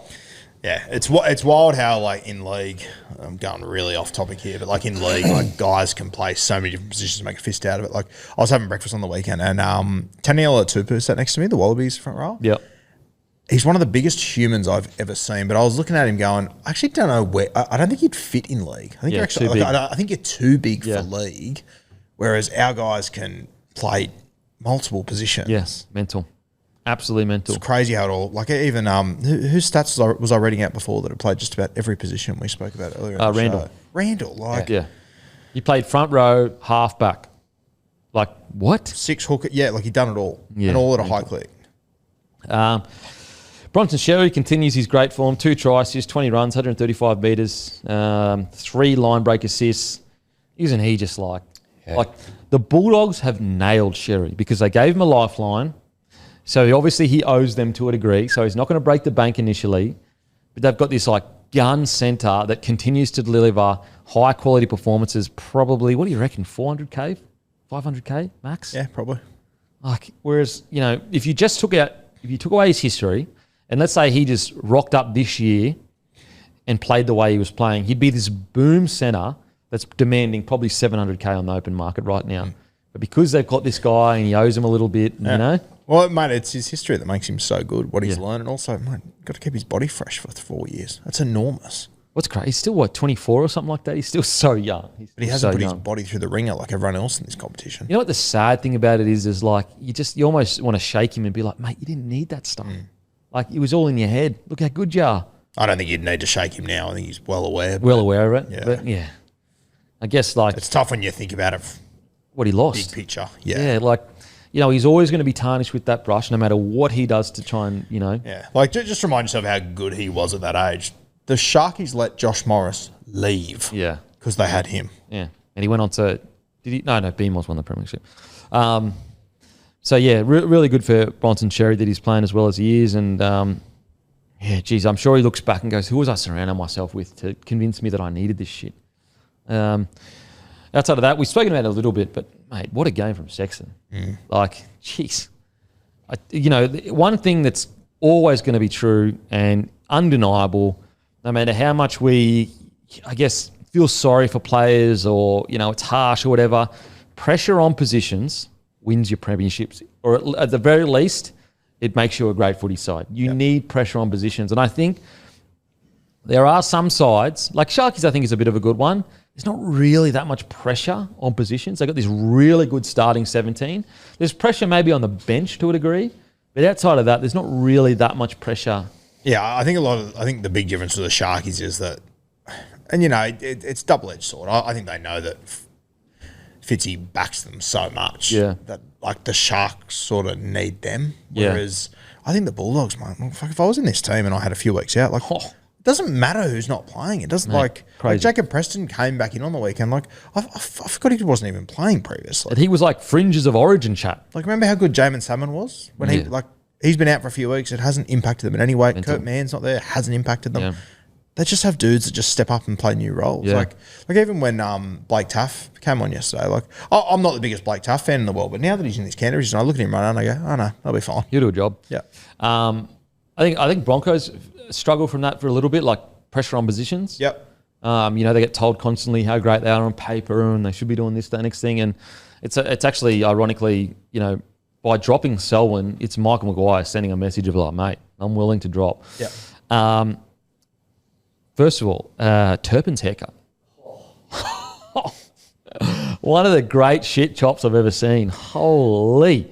And he went and played it like He a went shit and chop. played to the haircut yesterday. It was Just mad. shit everywhere all over his game, head highs and poking blokes in the eye. And What he's doing at their Dogs, like a team from Belmore, some of the best barbers, in the business, and they've got probably 3 of the shittest haircuts in the whole comp. Is that fair? You know what? It's a fucking fair question. What's doing? An area known for their slick haircuts. Yeah.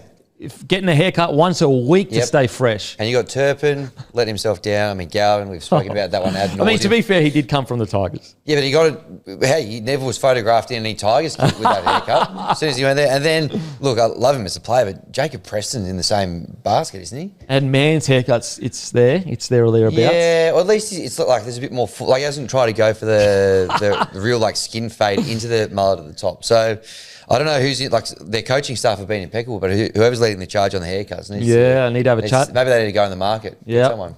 Get Kiraz. Kiraz wouldn't be happy with that. He's faded within an inch of his life, Kiraz. Maybe they could get your barber over there. Well, he'd be looking for a gig at the moment. Richo kicked him out, so maybe getting him into the Dogs Centre of Excellence. Yeah. Okay. Can They've got he to play do 7? something. Can he play 7? Well, Ooh, that's you don't need to. Come on, that's uncalled. Find out. Who else played well for you boys? I thought Preston was good. That tackle at the end there, it's just like reminded you just what Preston's all about. Like whether it's the first minute or the last minute, Preston is doing his job and he's doing it to the best of his ability. That last tackle was outstanding. Game on the line. Okay, on to the Rabbitohs. Was it the Bulldogs taking the foot off the pedal, or was it a gallant Rabbitohs fighting to the death? I like to think it was a gallant Rabbitohs fighting to the death. Wayne Bennett sides, most of the time, will never give up. And I like that about this current Rabbitohs side. They don't know when they're beaten. Yes, not the best performance that first half or whatever, but they did fight to the death, and I got to give some respect for that. They fought to the death, 100%. I agree with you. Jeez, I thought their attack was rank yesterday. There were so many sets that they were just going nowhere the entire time. They just had no direction at times. Yeah, I tend to, you've got Havili, Humphreys, Sullivan and Gray. It's a spine that looks, you could argue that's a New South Wales Cup. There was times they looked like they just met each other. Yeah. Though. Even for South Sydney, they've had injuries throughout the year. It's not like these guys have not played together and whatnot. But usually they've got one big dog to guide them to a degree, Oh yeah, geez, I don't know. I think watching that video session, they'll be pretty filthy with how it played out. No, I'm not. They will be filthy. I'm just trying to. Usually they've got a big dog to kind of help them to a degree. Do you agree, Matty? Do you have a mic? Sorry. Yeah. I'm kind of. I thought they were gallant, but I thought they were terrible, to be honest. I think you can both be right. They were brave, but I thought the attack was horrendous, and a lot of that comes from the Bulldogs gave away a penalty. It seemed like every minute, and they just refused to capitalise on it. It was so frustrating. Do you put that down to the fact that your spine was Havili, Humphreys, Sullivan, Gray, or do you think that this spine should be doing much better than that? No, not at all. That's not our first grade spine. We had Cody Walker out. We had obviously Latrell out. We've got Memers Ellis out. We've got Brandon Smith to come back. Lewis Dodd, who will probably play next week. He was supposed to be our halfback. Humphreys has been all right, but he's not that creative. He's mostly a 9 probably. I think that is 100% a genuine excuse. It's not our real spine. I even felt you had that, what was it, a 20-minute break for the Thunder and Lightning. They came back out, they completed their first set, and Ewan Aitken kicked it on last tackle. And then Arrow was kicking it after that. Yeah, and I agree. There's players out. It's not their best spine. Yeah. Big dog, short, whatever. But still there. Yeah. They just lack direction, though. They just seemed to your point, Bud Sullivan is long enough into his career to be able to guide a team around the park. Yeah, that's fair. That's a fair critique. Humphreys, I can kind of get around a little bit because he's basically his first year. He's kind of a 7, solid 7 or whatever. Whereas Sullivan, I'm like, mate, this is your opportunity. Look. If Sullivan goes out there and misses 6 tackles, but he guides a team around the park, I go, you know what? I'm happy with that because it's he's a smaller body. But you can never accept with Sullivan is mate, that's your bread and butter. That's what you should be good at. Is you're a gun half. You should be at least about to guide the team around the park. And I'm also pointing this out because it's not what South Sydney are usually like. Their attack's usually pretty good. I understand they're missing players, but 6 weeks ago, Jai Gray was leading the Dally M medal. But they could attack. They could move the football around. They were just getting into really poor spots the other day, I thought. I thought Talis Duncan was unreal. He's really starting to come into his own over the last month or so, and I think that it's evidence of giving him a prolonged opportunity in that role. Mate, finally. Yeah. Finally, Talis Duncan is like, all right, I'm putting you on the edge. And, yep, it's not going to be pretty every now and then, but it's going to give you an opportunity to really learn this position.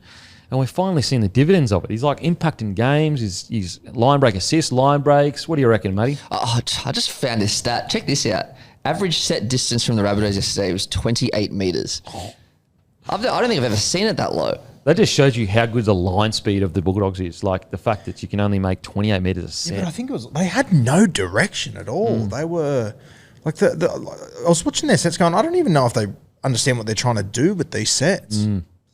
Yeah, it was suffocating. I felt like, as a fan, they were being suffocated. Maybe that rattled them. Maybe the line speed rattled the halves where they were just like, oh, shit, I don't have any time and I don't want to spread it because we've told to be playing conservative.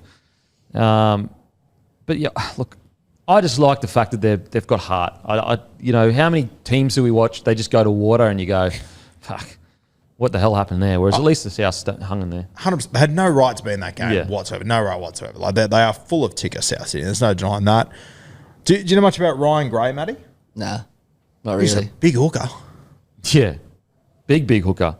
I wonder where is he normally a hooker? I haven't really seen him. Yeah, it says he's a 9 on his profile. I haven't watched him play before, I don't think. Mate, got through his work though. Yeah. Bloody, was it 34 tackles, only 1 miss? Not bad.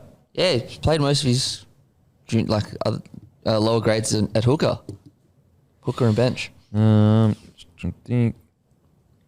But yeah, look, Talis Duncan is a really interesting watch because his potential is like, if he can hit his straps and you've got Ewan Aiken and him on an edge, you move Keon into the middle, all of a sudden you guys at full strength are a problem. Little bit of a concern, Cody Walker's soft tissue injuries. Because long term, how do you replace a guy like Cody Walker? Like if you want to challenge for a premiership, you need Cody Walker on the field. Yeah. Like you can be as gutsy as you want to be with the young guys coming in or whatever, but there's no way you're challenging for a premiership if Cody Walker's not on the field at the moment. And it's the concern I have is like, who do you replace him with? Yeah, and I think that's a big concern. Like I'm looking at next year for South Sydney going, okay, once Cam Murray's back, Cheeks is back, but you need Cody Walker. He is so top tier for you guys. It's just like. So hopefully he can get his body right because there's just been a few soft tissues. So the other one that he scored a try, but he didn't do anything enormous yesterday. But just watching him in contact, like I always look at Ty Munro and just go, he's quick, he's fast. Mate, he looks strong. Mate, you know what's hilarious is I've got in my notes, Munro looks strong as shit. There's one where I think Montoya ran at him. It was like Montoya ran into a brick wall. It's my first note. Munro looks very strong in contact. Yeah. Mate, if he can stay like that and injury-free, Jesus, he's going to be a problem. Absolute problem. Yeah, so much to offer. What do you think of the Rabbitohs, mate? Yeah, a little bit clunky yesterday. Yes, they're missing a couple of players and whatever, but look, I never really gave them much of a chance in this game. I thought the Dogs were going to be too good for them. Look, I don't know if it's not really like I wouldn't say a panic or a concern for them, apart from the fact that. Yeah, the halves didn't really, gel that well together. That's something they definitely miss. You spoke about Cody Walker being such an important part for him, but you bring either him or Latrell back in, and hopefully, straightens them up a little bit. But look, I think they were on a little bit of a hiding to nothing in this one. I think the Dogs were just, even though they're missing a couple as well, just the fact that Galvin's in, him and Sexton probably both. Whether they're auditioning for a spot with Burton going forward or, just working out a combination, for those two to kind of be the halves. I think they just came up against a side that was a bit better than them yesterday. And they probably took the foot off the gas a bit yesterday, the Dogs, when they went off for the Lightning. So good. All done on South. Anything else on South? Nah. Alrighty, let's face a bit of music brought to you by our friends over at Sportsbet. Give us a follow on the feed, guys.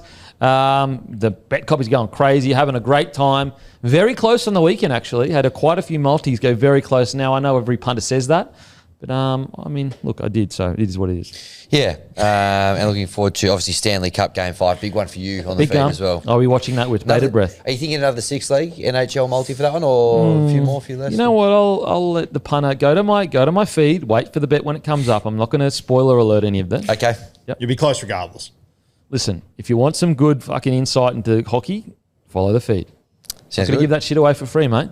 Get on the feed. Well, you do on the feed. So get over there. That's true. All right. I want to kick off with Origin. We want to get a result and a result, a try scorer, and a player of the match if we can for game 2 over in Perth on Wednesday. Okay, so I'm going Queensland to get the win, get the W. Yep. I'm going Harry Grant, player of the match. Okay. And what else do I need? An anytime try scorer. Harry Grant, for the record, $23 player of the match. Yep. Absolutely, mate. Absolutely. And anytime try scorer, I am going to go Dearden. Tommy Dearden starting at halfback. Of course, $5.70 anytime try scorer. Roo? Give me Blues 13 plus. Give me 260. Yep. Okay. Connor Watson, anytime try scorer. Connor Watson off the pint, $8.25. And what else do I need? Player of the match. What's clear out? Short, $5.50. I'll take. Give me Angus Crichton. Angus Crichton, $26. Matty? I will go Blues 13 plus. Yep. Jarome Luai anytime. Luai anytime, $4.60. Jerome Luai, man of the match. Luai man of the match. Bit of narrative around that. $17 for Jerome. I'll go Queensland. I am going to go Latrell anytime, $2.30. I'm going to go with Dearden to be player of the match, which will get me $15. Okay. Yep. Okay. All right, now we get into the NRL round. Big game kicking off out of the 9th one of the world on Friday night. The West Tigers, $3.18, will host the Canberra Raiders, $1.36. The line in this one is 9.5 points. Sorry, I'll just get it up here quickly. Apologies, mate. All good? Okay. Bearing in mind, we absolutely flogged the Raiders at the same venue last year. Okay. 48 points to 24. Let's go here. Okay. Alrighty. I am going to go Raiders 13 plus. $2.18. I'll go Raiders 1 to 12. 305. I'll go Raiders minus the 9.5 line. Ooh, okay. Tigers 1 to 12 for me, $4.